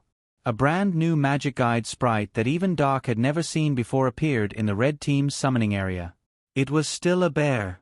The red bear with its fur fluttering like flames ran out of the light and rushed towards the long-necked camel that was being pressed on the ground by the spirit bear without hesitation. Card name, Flame Bear. Type, Elf card. Level, Race, Bird/Beast. Attribute, Fire/Combat. Magic power, 800. Attack, 1000. Defense, 700. Ultimate skill, Flame Fist. The flame bear stood up as it ran. Its running posture became smoother and smoother, making it look more like a were-bear. Just like many first-year students, Anna also put in a lot of effort in order to gather 20 magic cards. This blazing bear was another product of the sway, base, refinement. The 2-star flame bear was not considered strong, but its ultimate skill, burn, characteristic allowed it to inflict continuous damage to its opponent. Moreover, as a member of the Bear Pack deck, he could also add Bear Feathers to the Bear of Earth. But just as it reached the long-necked camel, Marjorie finally completed the normal summon. He abruptly raised his magic card and roared, "Wooden Prison!" Instantly. With the long-necked camel as the center, sharp logs pierced through the ground, instantly forming a circular wooden prison that was 5 meters tall. It's locked. That wooden prison spell card wasn't a spell from the teaching materials. In order to make that wooden prison card, he had paid a huge price. The entire wooden prison could last for a full 3 minutes, which was 6 rounds. A magic guide elf with an attack power of less than 1500 would not be able to shatter it in a short time. Even if it exceeded 1500, it would still take a lot of effort. With this period of time as a buffer, he could do a lot of things. First, drag it out until the cooldown of the summoning is over and the second round begins. Then, use Flame Fist on it. Anna's voice suddenly interrupted his thoughts. He narrowed his eyes and saw that the red-furred bear was actually in an irregular stance. Like a martial artist, it held its left hand to the side of its abdomen and pulled its right hand back. It suddenly punched out. Boom! Flames burned fiercely on his fist. The indestructible round wood was smashed into pieces by this flame fist. The surrounding wood was quickly devoured by the flames, burning a huge hole in it. Almost at the same time, the hand of the long-necked hunchback spirit bear turned into starlight and flew back into Marjorie's magic card. Marjorie saw that the flame bear was the first one to get out of the hole in the wooden prison. Then, under Anna's command, it directly attacked the blue magic ball. Marjorie's face turned extremely ugly. Wooden Prison's biggest weakness was its fire. He didn't expect his opponent to be so lucky that the second summoned magic elf was a fire elemental one. The battle entered the second round. Marjorie's finger landed on the top of the card deck. However, he didn't draw these 2 new magic cards. At that moment, seeing that the flame bear had gotten out of the wooden cage and was already rushing towards the magic ball, Marjorie didn't have time to think about whether the 2000 life enchantment barrier could withstand the attack of a mere flame bear. Almost subconsciously, he let go of the magic card in his hand and suddenly pointed his finger out. Up. His violent roar resounded throughout the arena. Under his full concentration, the blue magic ball in the center of the summoning area suddenly jumped up like a rubber ball. Bang! The flame bear's punch hit the air. Its intelligence level of only 2.5 made it stunned on the spot. However, as the duelist, Deanna blinked her eyes and clearly saw that the blue magic ball was wrapped in a layer of magic. There was a line of magic that connected from the back of the magic ball to Marjorie's finger. Although the line of magic was not invisible, Marjorie was indeed using magic to control the magic ball from a distance. This kind of advanced technique was not available to first-year students. It was a topic that would only be taught to second-year students. Moreover, it was difficult for second-year students to master it. Cheating. Deanna's mouth was slightly open. It was only now that she realized that the magic ball could be moved in the duel.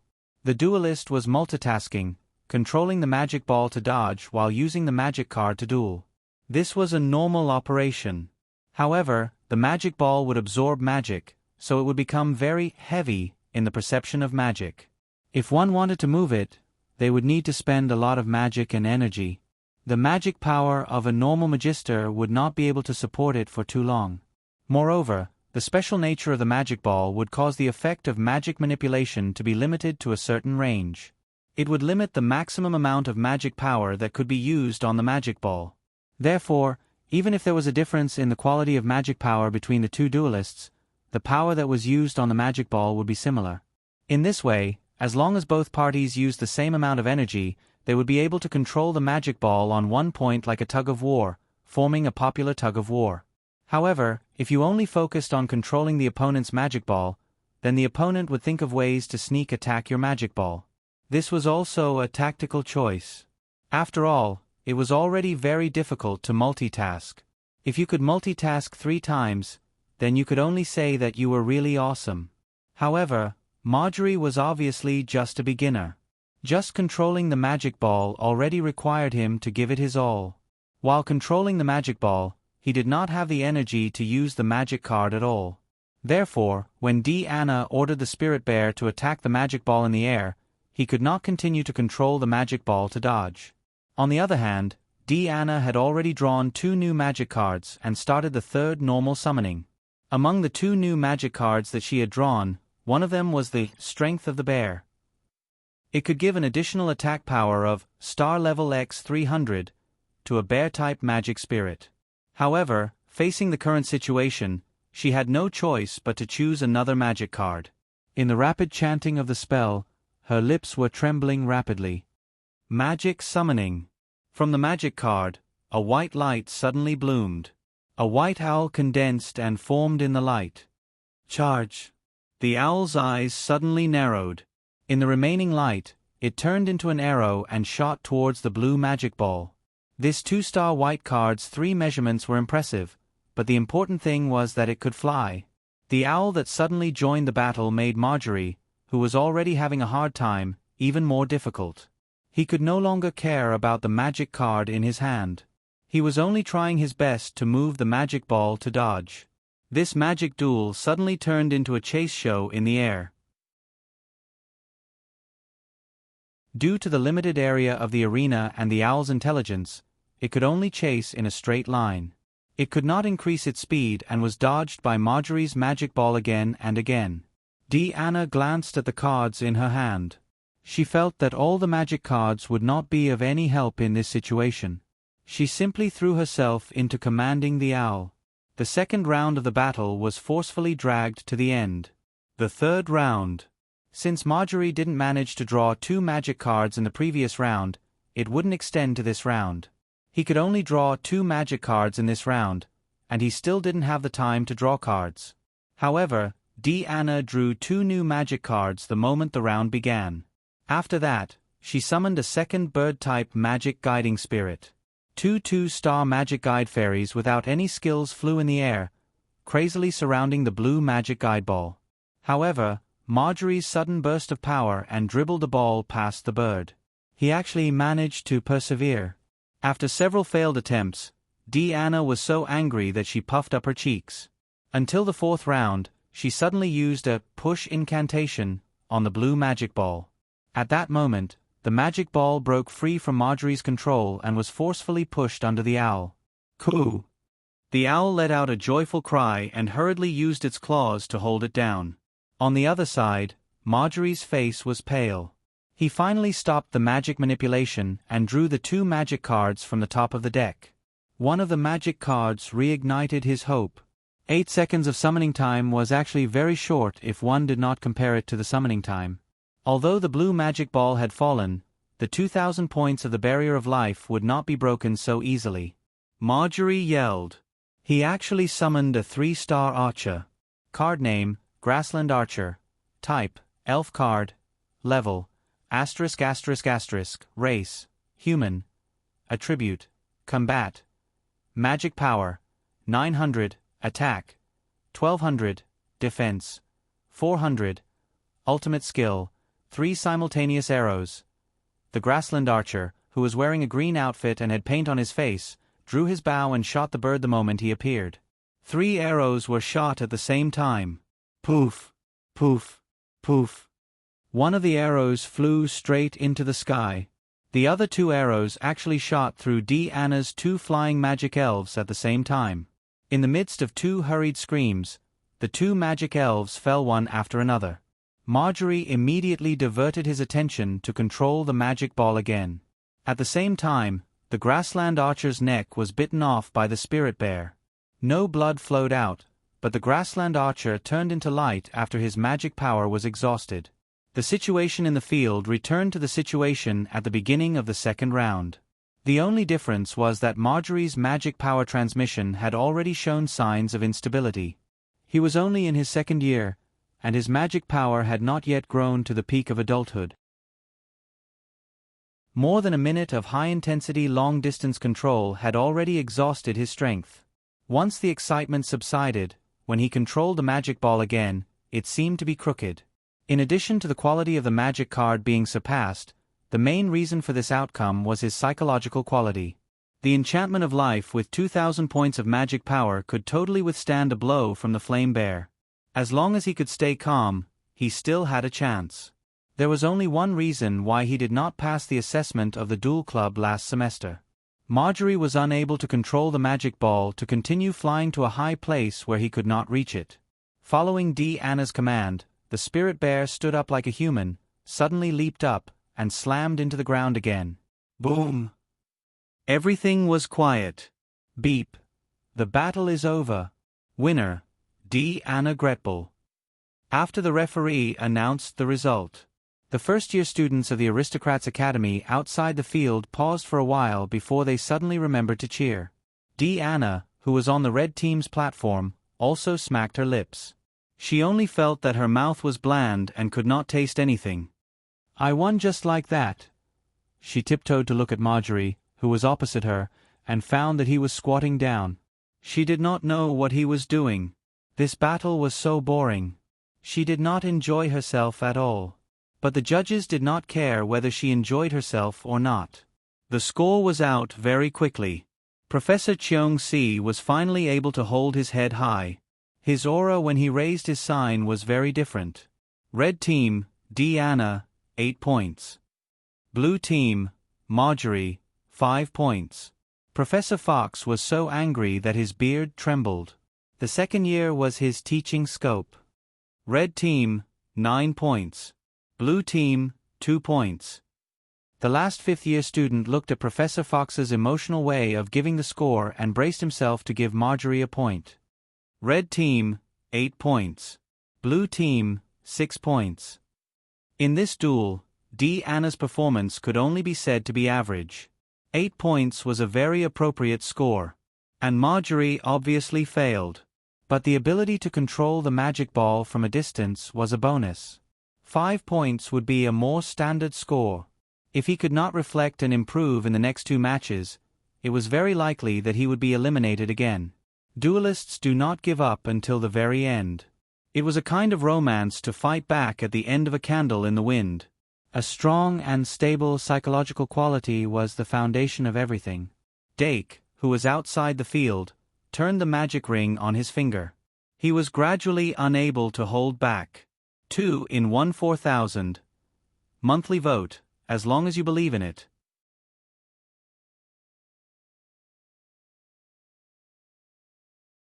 Chapter 236. Diana, who had returned to the bench, was quite happy. After all, she had won.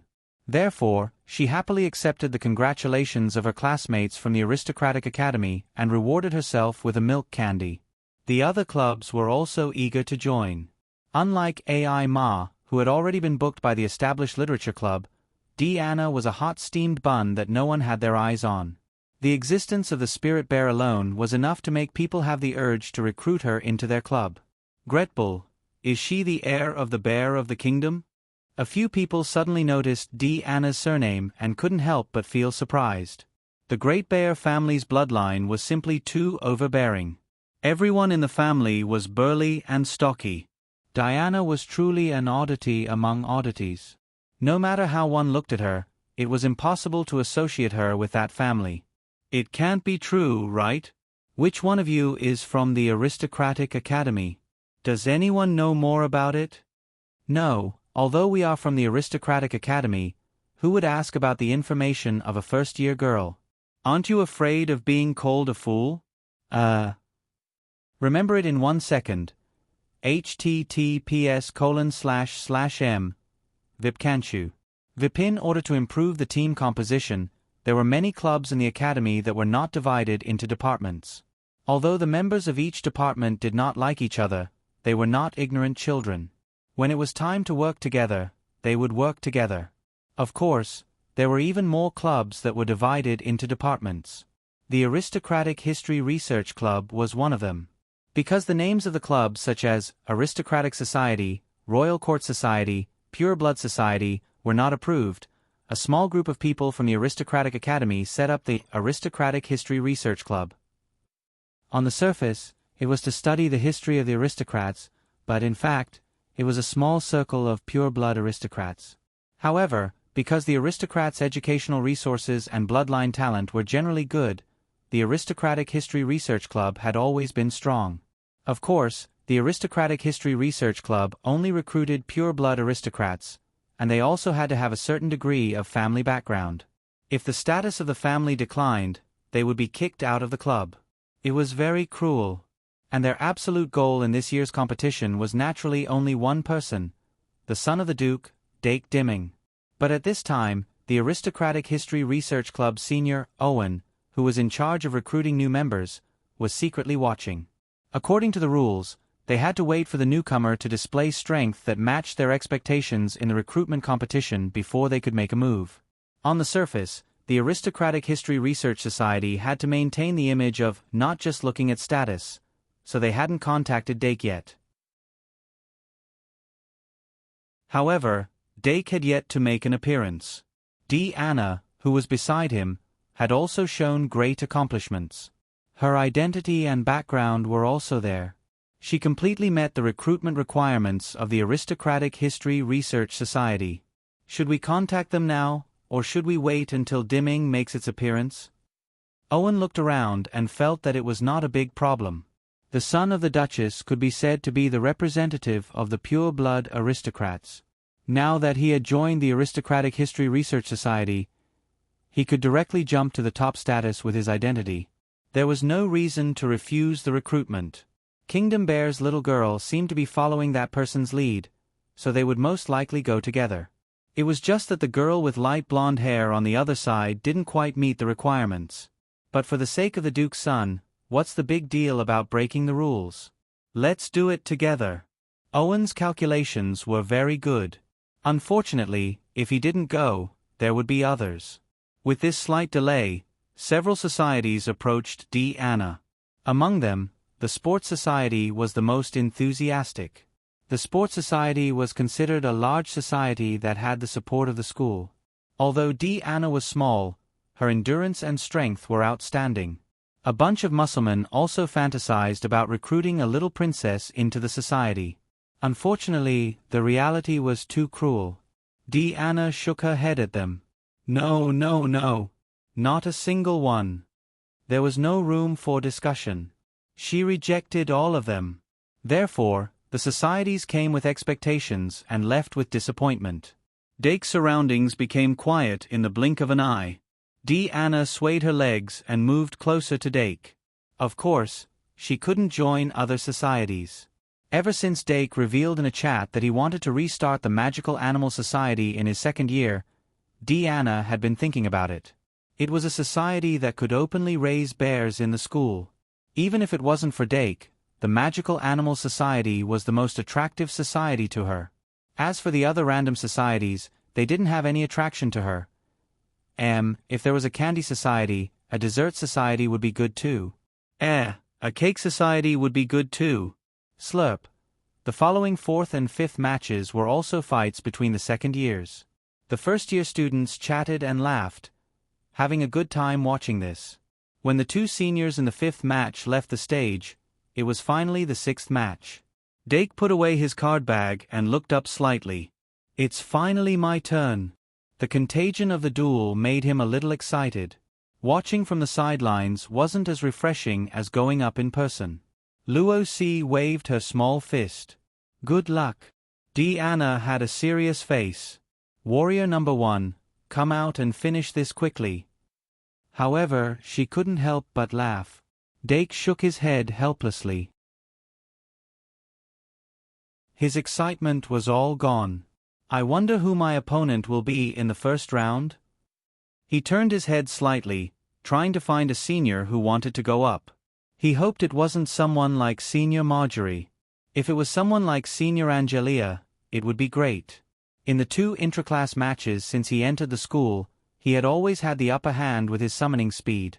He wanted to experience the feeling of having a slower summoning speed. After all, it was impossible to always have a smooth sailing in life. One had to have the ability to make a comeback in the face of adversity. Of course, failure was also an experience. However, after looking for a while, he still couldn't find anyone. Forget it, they'll come eventually. Dake gave up looking and got up to walk to the red team stage. Is it finally time to go up? Professor Fox squinted his eyes at Dake. He wanted to see with his own eyes what level this youth who had been blown up into a hot air balloon by Professor Cheong-si had reached. Professor Cheong-si glanced at the schedule and looked up. His opponent is number 39, but number 39 doesn't seem to be nearby. After a while, the referee's voice spread through the stadium through the loudspeaker. Number 39, please report to Venue 1 as soon as possible. Dake was already on the stage. He leaned on the railing and looked down. He saw his classmate, Doran, yelling and shouting as he dueled with someone. His blood was boiling. Coming. A boy wearing a cotton cap and a thick jacket over his school uniform ran over in a hurry. He seemed to be afraid of the cold. Even in the relatively warm room, he wore a scarf and gloves. The referee looked at him unhappily. He bowed and explained, "Sorry, I went to the bathroom. I couldn't help but eat something cold at noon. I can't stand the temptation of ice, but every time I eat it, my stomach will protest." Okay. The referee waved his hand disdainfully. Go, your opponent is waiting impatiently. Okay. The boy in the cotton cap immediately ran to the stage. After he got on the stage, he activated the card table and said enthusiastically, "Hello, I'm John Smith from the 2nd grade, House of Fools." Dake's expression relaxed. "First grade, Dake Dimming, House of Aristocrats." "Hello, Senior," John said casually, "so you're a 1st grade junior. No wonder I haven't seen you before." "No, I think I've seen you before." "Oh right, at the assembly. A few times." "Oh right, you also got an extra chance to make a wish in the Holy Grail. Did you succeed in making your wish?" "You must have. Didn't he get a great reward?" "I'm so envious." John Smith's chatterbox was completely opened. The words that came out of his mouth were like a flood of mud, flowing endlessly. Even Doc was stunned when he heard that. Why didn't this senior look like he was from the House of Fools? What happened to being low-key, reserved, and taciturn? "You're the wrong type." Beep. It seemed that the referee was tired of his incessant chatter and used a whistle to stop his speech. The duel entered the preparation stage. Dake put the cards into the card slot, activated the card table, and shuffled the cards automatically. Suddenly, John opened his mouth and said, I missed the 2 recruitment events last year because of a stomachache. Dake said. John continued, when I had a stomachache just now, I thought I was going to miss it again. Fortunately, it's okay. Dake was slightly startled. Then he understood what John meant. He couldn't help but smile. Beep. The moment the shuffling was over, the referee blew the whistle again. The duel entered the 30-second countdown stage. Dake instantly focused his mind, and the magic power in his body flowed. Then, he quickly and accurately drew all 5 of the starting cards from the top of the deck. It had been a long time since the last match. Dake was a little happy. He was finally standing on the duel stage again. Hawkman Wrestling, Greed 2, Curse Cage, Little Devil Beast, Milk Can, Flash Spell, not bad. Dake quickly glanced at the 5 magic cards in his hand. The deck system hadn't taken shape yet, but this hand of cards was quite good. The 3-star Hawkman Wrestling was enough to start. The 4-star Milk Can's offerings were also enough. If necessary, he could summon the Milk Can within 25 seconds.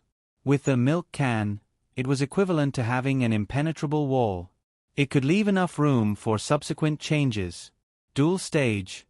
30s. Tick.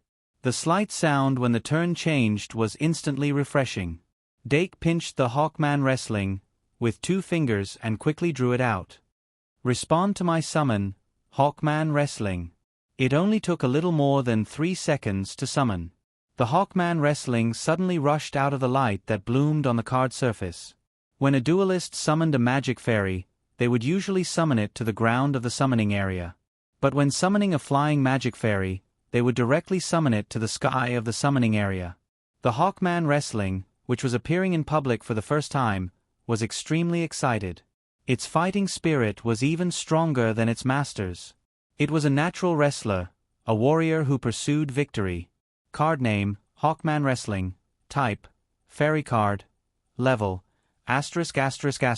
Race, Bird/Beast. Attribute, Fighting/Flying. Magic power, 1100. Attack, 1500. Defense, 1200. Ultimate skill, Feather Dance. Just a little more than a second slower than Dake, John also raised the magic card in his hand high. His face was full of confidence. A normal summoning time of 5 seconds was considered excellent even among the second-year students. Not to mention that this semester had just begun, and he still had a lot of room for improvement. With the completion of the normal summoning spell, countless ice flowers were instantly spat out from the card surface. Those ice flowers reflected the color of glass under the illumination of the room, beautiful and transparent. Ice Flower Wild Dance. It was accompanied by a loud shout. The ice flowers suddenly spun up. The audience outside the field was already shocked at this time. When John raised his hand, he actually broke the rules and didn't summon a magic fairy. Instead, he activated a magic spell card. This was a magic spell card that could be activated continuously. Under the guidance of John's magic power, the ice flowers rode the ice wind and rushed toward the Hawkman Wrestling, flying in the air in an instant. The ice element restrained the flying element. Once hit, the Hawkman Wrestling would definitely not have a good time. But its eyes flashed, and in the face of the sudden crisis, it faced it head-on without any fear. Acha! The moment before colliding with the ice flowers, the Hawkman Wrestling suddenly flapped its wings and spun. Countless feathers scattered from its wings spun up and wrapped around it. Swoosh! In an instant, the outer feathers were frozen into ice crystals by the Ice Flower Wild Dance. The reverse wind twisted the frozen feathers into pieces. The ice crystals suddenly exploded. Countless sparkling and translucent fragments suddenly fell from the sky. The Hawkman, who seemed to be wearing a wrestling mask, wrapped its whole body with cloak-like wings, rushed out of the countless ice crystal fragments like a rotating bullet. Gorgeous and handsome. Even Dake didn't expect it to be able to use the Feather Dance to interfere with the enemy so perfectly. The Hawkman Wrestling, who broke the ice element spell, swooped down from the sky like a goshawk hunting a rabbit. Accompanied by the whistling wind, it fiercely pecked the blue magic ball. Crack! Fine cracks bloomed on the life enchantment of the magic ball. The value representing its magic power dropped from 2,000 points to 521 points in an instant. At the same time, the front of the magic conducting ball lit up, and a giant monster condensed from ice elements flew out from the light. Its millstone-sized fist hammered the Hawkman's chest, and hammered him into the air. A piece of ice crystals appeared on the Hawkman wrestling's chest, and its magic power dropped sharply. Immediately after, a ray of light fell, and a bat-like little demonic beast was also summoned. Dake looked at the field. That frost monster's stats were probably on par with Victor's monster, and it also had the freezing attribute. Regardless of whether it was the Eaglemen wrestler or the little demon beasts, they would have a hard time fighting against it. But, since Senior John Smith had such a powerful 3-star magic elf in his hand, why did he start with a spell? Was he looking down on others? 2 in 1 4 out of 100. Vote, as long as you believe in it. If you don't vote now, it's going to rot.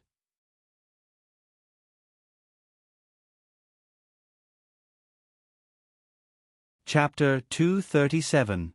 Although the wild dance of ice flowers spell was broken, the temperature in the room didn't immediately return to normal. John Smith took advantage of the cool down of the summoning spell to take a deep breath. The cold environment made him feel refreshed. His magic guide sprite was mainly of the ice element, so it was like a fish in water in an icy environment. It could better display its strength, but that wasn't the main reason for the spell. He just wanted to show off his skills. John had never been a low-key person, but after entering the Shang Malian Academy, he was suppressed by the environment. When everyone around you had a silly personality, no matter how good you were at dancing, you wouldn't be able to dance at all. That was why he couldn't understand why he was assigned to the House of Fools. Ever since he was assigned to the House of Fools, his luck hadn't been very good. 2 Halloween events in a row had been met with unspeakable events, and 2 recruitment events for the Duel Club had also been missed because of his digestive problems. This time, if he hadn't asked Sister Kal Yen for a potion to improve his digestive system in advance, he would have missed it again. Of course, he wouldn't admit that this was the reason for his gluttony on ice cream. Website: https://m. Vipkanchu. VIP John didn't realize that the biggest reason he was assigned to the House of Fools was that he didn't have a noble bloodline, wasn't tenacious enough, and even lacked calmness and wisdom. It was only because he didn't fit the characteristics of the other 3 academies that he was kicked to the House of Fools. Let's not talk about gossip. There was nothing wrong with wanting to show off his skills. The wrong thing was that he underestimated others. Dake's premonition was very accurate. John was indeed underestimating him. The spell looked dazzling at first, but once it was useless, it was equivalent to exposing the magic guide ball to danger. If the opponent's magic guide sprite was a 3-star flying type or had accurate long-range skills, then controlling the magic guide ball from a distance might not work. There was also a limit to the speed at which the duelist could move the magic guide ball. So under normal circumstances, no duelist would take this risk, unless they didn't have a magic guide sprite card in their hand. Dake had experienced it before, so he knew better. After he saw the situation clearly, he didn't immediately try to summon the sacrifice. Instead, he let the Hawkman and the little demon temporarily change to a defensive position. Big Milk Can was a main tank among his 4-star magic guide fairies. Its attack power was only 1,000, and it couldn't deal with the giant frost monster very well without being able to use rolling. Moreover, he didn't want to sacrifice the Griffin wrestler when facing an opponent who could control the magic ball remotely. The little evil demon beast was the evolution material of the Hydalu beast. Once he could draw Bliss 3 in the next round, he would be able to summon a 4-star magic guide spirit of the 2nd tier without sacrificing anything. On the other side, John looked at the life barrier, which only had 521 mana points left, and finally had to be cautious. Both sides stopped moving at the same time, and the pace of the duel suddenly slowed down. The 30-second countdown for the first round passed bit by bit. Finally, it was the second round. Draw a card. Dake took out 2 new magic cards from the deck and checked them immediately. Kettle. Fairy EV, here it comes. Using Kettle, to replace the Griffin Wrestler as a sacrifice to summon Fairy EV, was obviously a very good strategy. However, just as he was about to start the summoning, he suddenly noticed that John was holding his magic card up high. Light blue ice crystals were flowing around his wrist, and his face was filled with ecstasy. Obviously, he had also drawn the key card. Dake's heart moved, and he immediately tapped on Kettle. If there was no solution, there was always a kettle to summon. Bzzz. Kettle, which had appeared many times in the class competition and had left a psychological shadow in some people's hearts, was summoned right in front of the red magic ball. On the other side, in the summoning area, the giant frost monster suddenly took a step forward, and an icy blue magic circle coincidentally appeared in front of it. Then, a cylindrical handle appeared. The giant frost monster stretched out its hand, and with a forceful pull, it pulled out a blue ice crystal spear. It's a weapon card. Dake's pupils suddenly shrank. Weapon cards were a branch of item cards. Under normal circumstances, weapon cards would add attack power and special effects. Higher-level weapon cards even had their own skills.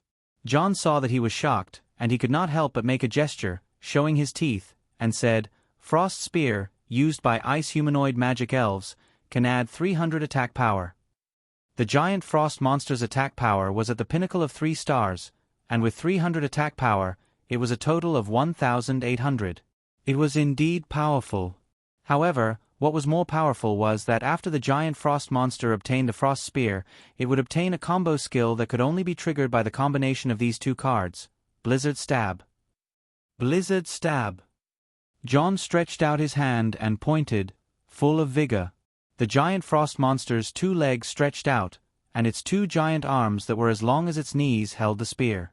Suddenly, a violent icy wind was released from the tip of the spear, and with the spear handle as the center, a storm that could be seen with the naked eye swept up. The storm spun, and ice and snow intertwined. Everything in sight turned white. The giant frost monster's figure was already drowned in the blizzard. White looked at the magic elven that looked exactly like his own giant frost monster, and he could not help but feel shocked. They were both giant frost monsters, but why was there such a huge difference? On the judging panel, Professor Fox glanced sideways at Professor Cheong-si, who was beside him, and felt quite proud. John Smith was just a decent seedling in the second-year House of Fools. He did not pay much attention to him before, but he did not expect him to improve so quickly after the holidays. Professor Fox looked around and said, "Some young people just don't know how high the sky is. The older ones always have the wisdom of being older." Professor Cheong-si smiled and said, "The new generation will always replace the old. It will never change. Professor Fox, times have changed." Bang! A loud sound suddenly came from the field. The giant frost monster that had finished charging took a step forward, causing the air to tremble. After this step, its whole body leaned forward 45 degrees, and it had become one with the spear, completely transforming into a giant spear in the blizzard. The next moment, Blizzard Stab. In front of this giant spear, the 3 magic elves in the red team's summoning area were as small as ants. "The outcome has been decided." John smiled. Even the second-tier magic elves could not block this wave of attack, not to mention the 3 first-tier magic elves. They were forced away by the blizzard and pierced through the red magic ball's life enchantment. Victory was at hand. He was just a first-year student. The eagle wrestling monster was mesmerized by the ice crystal fragments in front of it. The little demon could not help but cover its face with its wings. Huahua poked its head out of its hard shell and said, "Bzzz." The eagle wrestling monster turned its head and looked at it suspiciously. Huahua nodded affirmatively. "Bzzz, bzzz." The eagle wrestling monster turned back to the front, still in doubt. The next moment, its body lit up with the light of superpower, and a surge of energy poured into its body. It suddenly felt that its body had become stronger.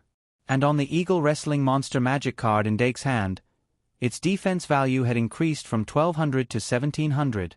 It was Huahua's ultimate skill, equal defense. The stronger physique made the eagle wrestling monster more confident in Huahua's suggestion. Its gaze focused, and it took a stance toward the frost monster that was charging at it. At this moment, its spirit was stretched to the limit. The scenes of the past training with the wooden dummy flashed through its mind. It naturally took a step forward, then suddenly leaped up and punched the wind. The fist that was clenched with only 3 fingers was not good-looking, but the power gathered on the fist was not fake at all. The frost monster, who was in the realm of human spear unity, seemed to see a ridiculous reptile making its final struggle. Its intelligence was not high enough to understand the mystery in this. It only knew that this scene was like a mantis trying to stop a chariot, overestimating its own strength. Until its body was quietly surrounded by the light of superpower, its body that was charging out suddenly felt a trace of weakness. At that moment, an incomprehensible emotion appeared in its mind, but it obeyed the order and charged forward. Bang! It was not a shocking sound of collision. The fist and the spear collided in the air. Everyone's gaze was focused on this place. The whole world seemed to have frozen for a moment. After a moment, the fist and the spear separated. The huge and ferocious frost monster was sent flying like a kite. The hawkman spread his wings, and after slowing down the momentum, he landed steadily on the ground. A trace of the demeanor of a grandmaster was revealed. Impossible! Professor Fox, who was at the judging panel, slammed the table and stood up. Professor Jones crossed his huge chest with a smug look on his face.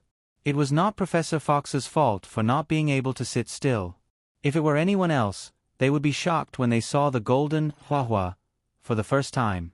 However, that was only the tip of the iceberg for Dake Dimeng, a new magus. If he lost his composure because of this, she was more worried about whether Professor Fox's heart could continue to take it. The first years, no matter which school the audience was from, erupted in cheers. They knew Dake relatively well, and some people had expected it, but they still could not help but exclaim, "Too cool!" No matter what method was used to achieve the effect. The scene of the eagle wrestling monster sending the frost giant flying with a punch was too cool. As the saying went, the layman watched the show, while the expert watched the skill. However, the layman was the foundation that supported the prosperity of the duel industry. Ignoring everything else, being handsome was enough. On the red platform, Dake looked at John Smith, who had completely lost his composure, and slowly put down Ferivi in his hand. In the arena, the eagle wrestling monster, who had landed steadily, had already moved. The moment the frost monster was sent flying was a very good opportunity. The eagle wrestling monster did not want to let it go. The collision just now had actually caused its wings to be frostbitten. It wanted to end the battle quickly and win this match standing, not be used as a sacrifice. Taking advantage of the fact that the frost behemoth had yet to get up, the horned hawk behemoth successfully reached the front of the blue magic conducting ball. Before it dealt the final blow to the shattered life boundary, it raised its head with a puzzled look on its face. The guy above its head gave up just like that? The battle is over. Winner. Contestant number 666. Dake Dimming. Dake gave the eagle wrestling monster some time to enjoy the cheers of the audience before recalling the magic elves one by one. He was a little disappointed that Senior Smith's performance was not satisfactory. Ice Flower Wild Dance, Frost Giant, and Frost Spear. These 3 magic cards were very powerful cards, but their owners lacked the heart of a duelist. Sure enough, some people did not enter the Knight Academy because of other outstanding characteristics. However, some people were not selected to enter the Knight Academy because they were not qualified. He hoped that when they met again in the duel arena in the future, he would grow. Dake kept the magic cards and walked down the platform. At the back of the judges' table, Professor Cheong-si shook her head and sighed. It's a pity that it didn't get 11 points. Then, she raised the red board with 10 points on it. As for the other blue card, it had 6 points written on it. Although John's psychological quality was a little weak, he had some skills in making magic cards. Moreover, his summoning speed was not slow. It was a passing score. However, Professor Cheong-si paid more attention to the cultivation of the students' minds. Professor Fox snorted coldly and also gave a score. Red side, Dake, 10 points. Blue side, John, 5 points. Even he couldn't find any fault with Dark. That Kettle's bugged skill and Hawkman Wrestling's terrifying intellect on the field had shocked him. There was a flame of anger in his heart. Why was such a student always not his turn? Back then, the Golden Generation led by the Goddess of War, the hero, and the others happened to miss him.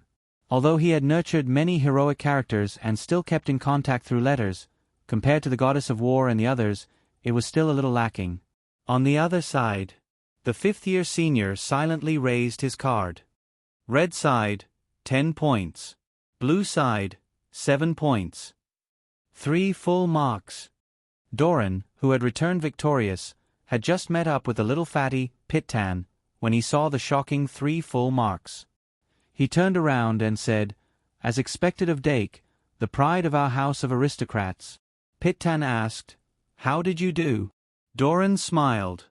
"I performed exceptionally, an average of 7 points." Pittan, "Then it's a sure win." Doran, "It's not that easy."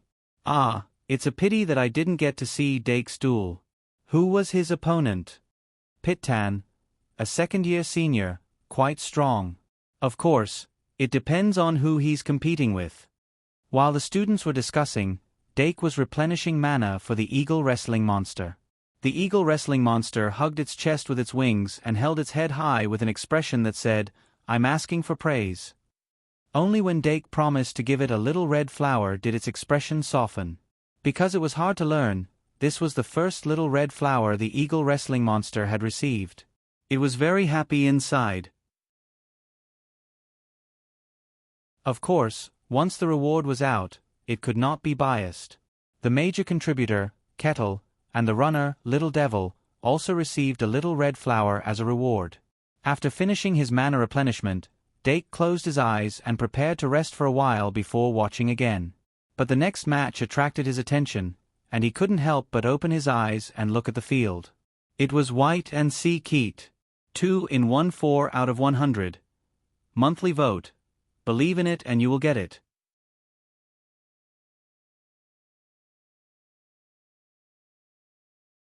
Chapter 238. White didn't expect his opponent to be C. Keat. After watching Dake's match, his blood was boiling and he was looking forward to his own duel. But why was his opponent C. Keat?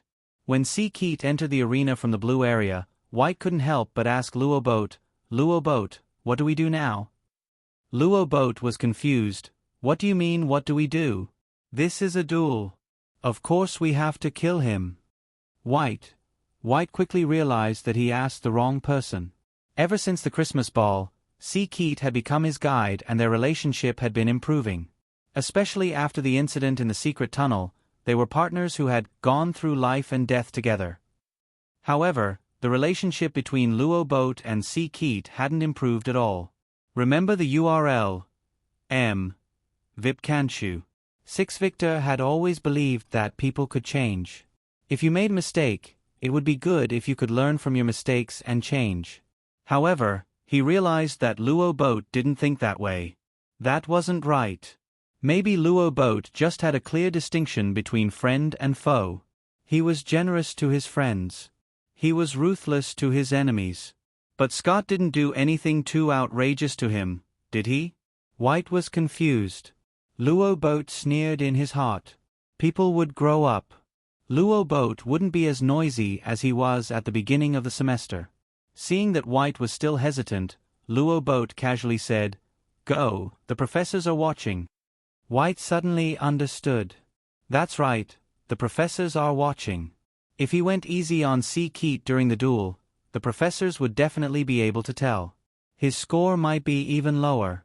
I'll go all out. White walked to the edge of the court and met C. Keat. On the surface, the two sides were not familiar with each other, but since the church was planning to go official, there was no need to maintain the previous secretive atmosphere. The two of them greeted each other. Scott smiled bitterly and said, "I didn't think that my first opponent would be you. I thought that I would be lucky enough to meet 1 or 2 people who would be easier to deal with in a recruitment competition with first years." White's smile was even more bitter than his. Senior C. Keat, if you want to put it that way, you're actually very lucky. Because I'm one of those easy to deal with. C. Keat hurriedly said, don't belittle yourself. You are the son of a hero. By the way, how's your research on the Holy Sword incantation going? White looked excited at the mention of the Holy Sword incantation. The Holy Sword incantation was a high-level general incantation. It was one of the few high-level incantations that didn't require a complete knowledge of the magic language to be engraved on a magic card. Of course, the incantation was special. Apart from a small group of people who could conjure powerful weapons, the rest of the people couldn't do anything even if they learned it. White felt that if he could thoroughly research the Holy Sword incantation left by his father and refine it into a card, his strength would definitely rise to another level. But that was in the future. His current strength, although it had improved, he didn't know how much it had improved. In the last intraclass competition, he didn't even make it to the top 8. When he encountered danger in the secret passage, he didn't do much. These facts made him see himself clearly.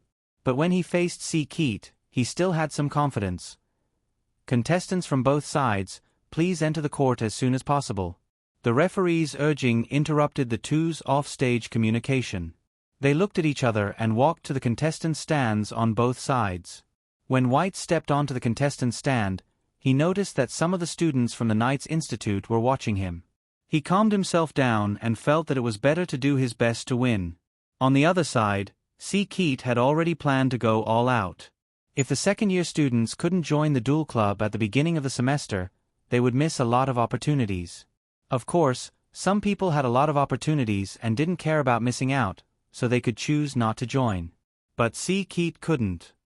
The recruitment competition doesn't matter if you win or lose. Do your best to perform and get a high evaluation. At least pass. C. Keat set a goal for herself and activated the card table. At the judging panel, Professor Fox still hadn't recovered from the previous match. But when he saw that the person on the stage was the hero's son, he said, now I know that little Dimming in your class is really powerful. What about little God? He's talented, right? Professor Cheung Si's eyes flashed. He said casually, are you talking about White? When he entered the school, he had almost no foundation, but now he's caught up. Professor Fox was a shrewd person. He almost immediately noticed that something was wrong. This made him pull himself together. He sat up straight and said calmly, that student over there is C. Keat. He's a student from the aristocrat house. His grades are really bad. Professor Fox didn't say anything else. He didn't go overboard. He knew a lot. Professor Cheung Si's mouth twitched. He couldn't help but look at the stage. In his heart, he prayed that White would do well. The competition between the professors didn't affect the students much. Since it was a competition between 2 grades, the first-year students obviously hoped that White would win. Anna asked curiously, Dake, who do you think will win? Dake answered without hesitation, it should be White. After all, C. Keat is too weak. Anna, is he that weak? Dake nodded, maybe a little weaker than your previous opponent. Anna, oh, then he's really weak. However, she didn't know that Dake was being lenient. A person's evaluation of others was more or less based on what they had seen and heard. Dake's understanding of C. Keat's strength depended on their 2 encounters. One of them was at Travelers Street. At that time, C. Keat followed him because of the flower cards.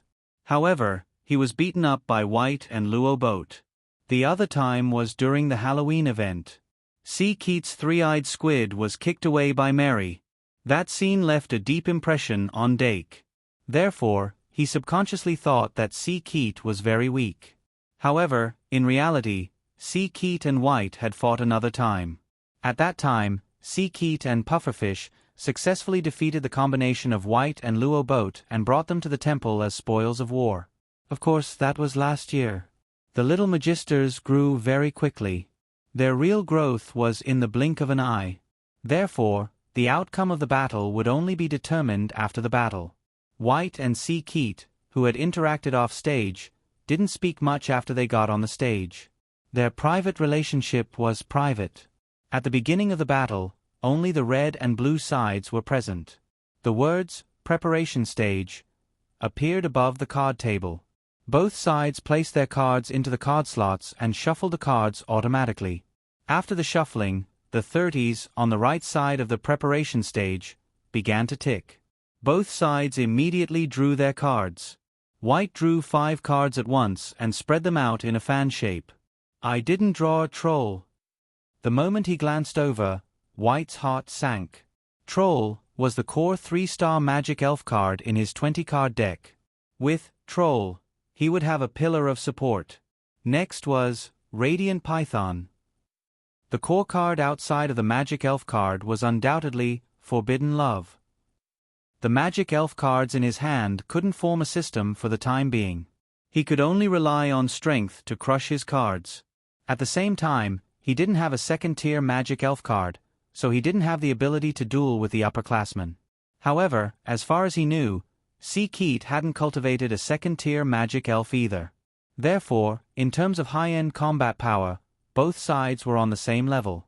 But now, among the 5 cards in his hand, there was neither Troll nor Radiant Python. There wasn't even Forbidden Love. His luck was very bad. White glanced at Fantasy Beast, Stag, at the edge. This 1-star magic elf card could only be kept in his hand at this time.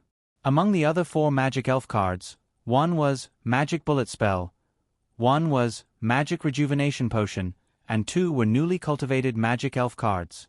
I can only choose one of these 2 magic elf cards. Hold on for the first round, I'll bet my hope on the card draw in the next round. Battle Stage, 30s. White's usual summoning speed had been compressed to 6 seconds. Although it wasn't as fast as Dake, it was something he was proud of. Even AI Ma was slower than him.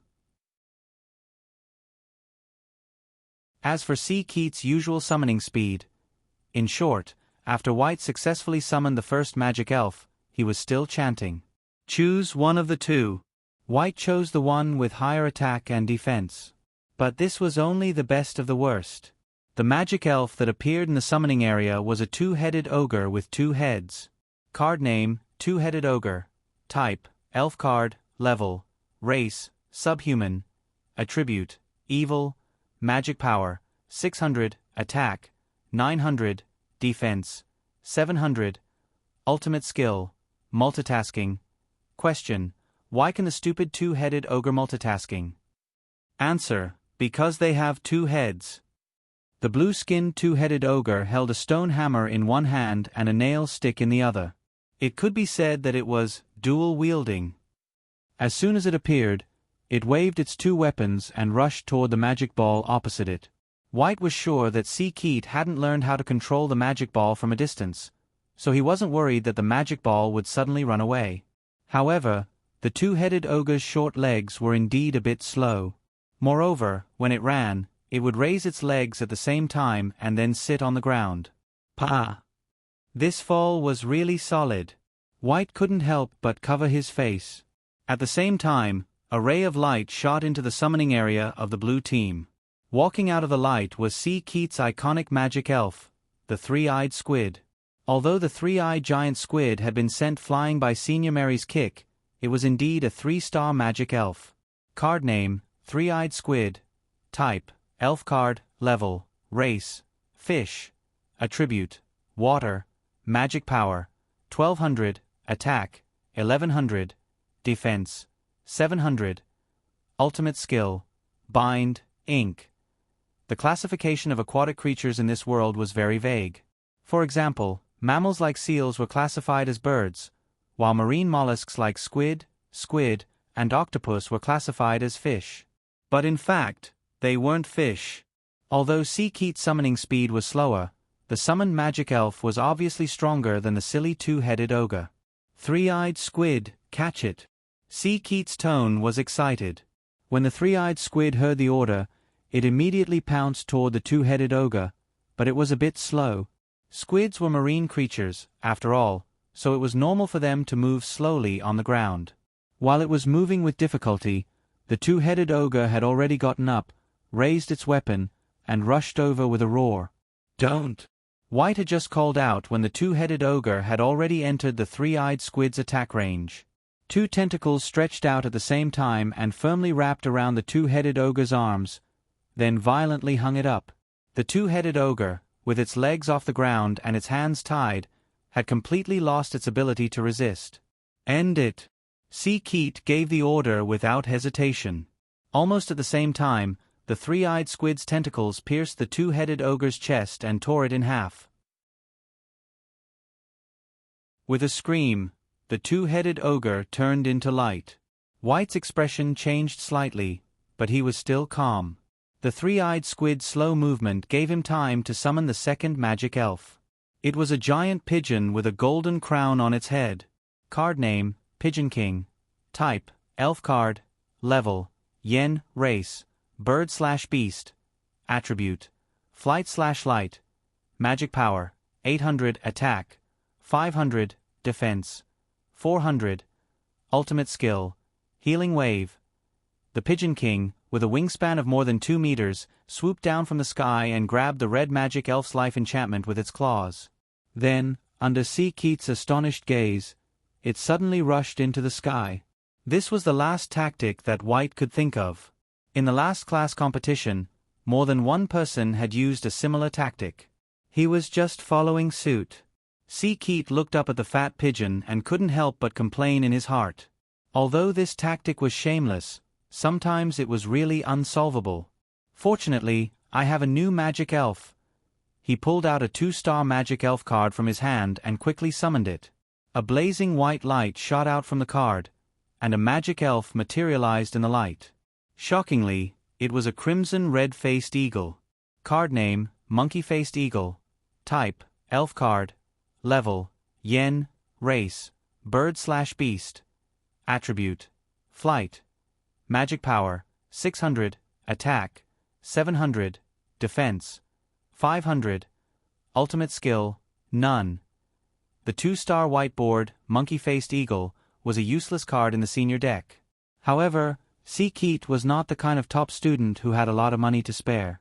In order to make up for the shortcoming of not being able to control the magic ball remotely, he had to equip the deck with a flying magic elf. Right now, it was just in time to use it. 2-in-1, 4,100 words. Monthly votes. There will always be some. You're tuning in to the Narrate and Escape YouTube channel. Don't forget to subscribe and join us on this journey to catch the most captivating stories.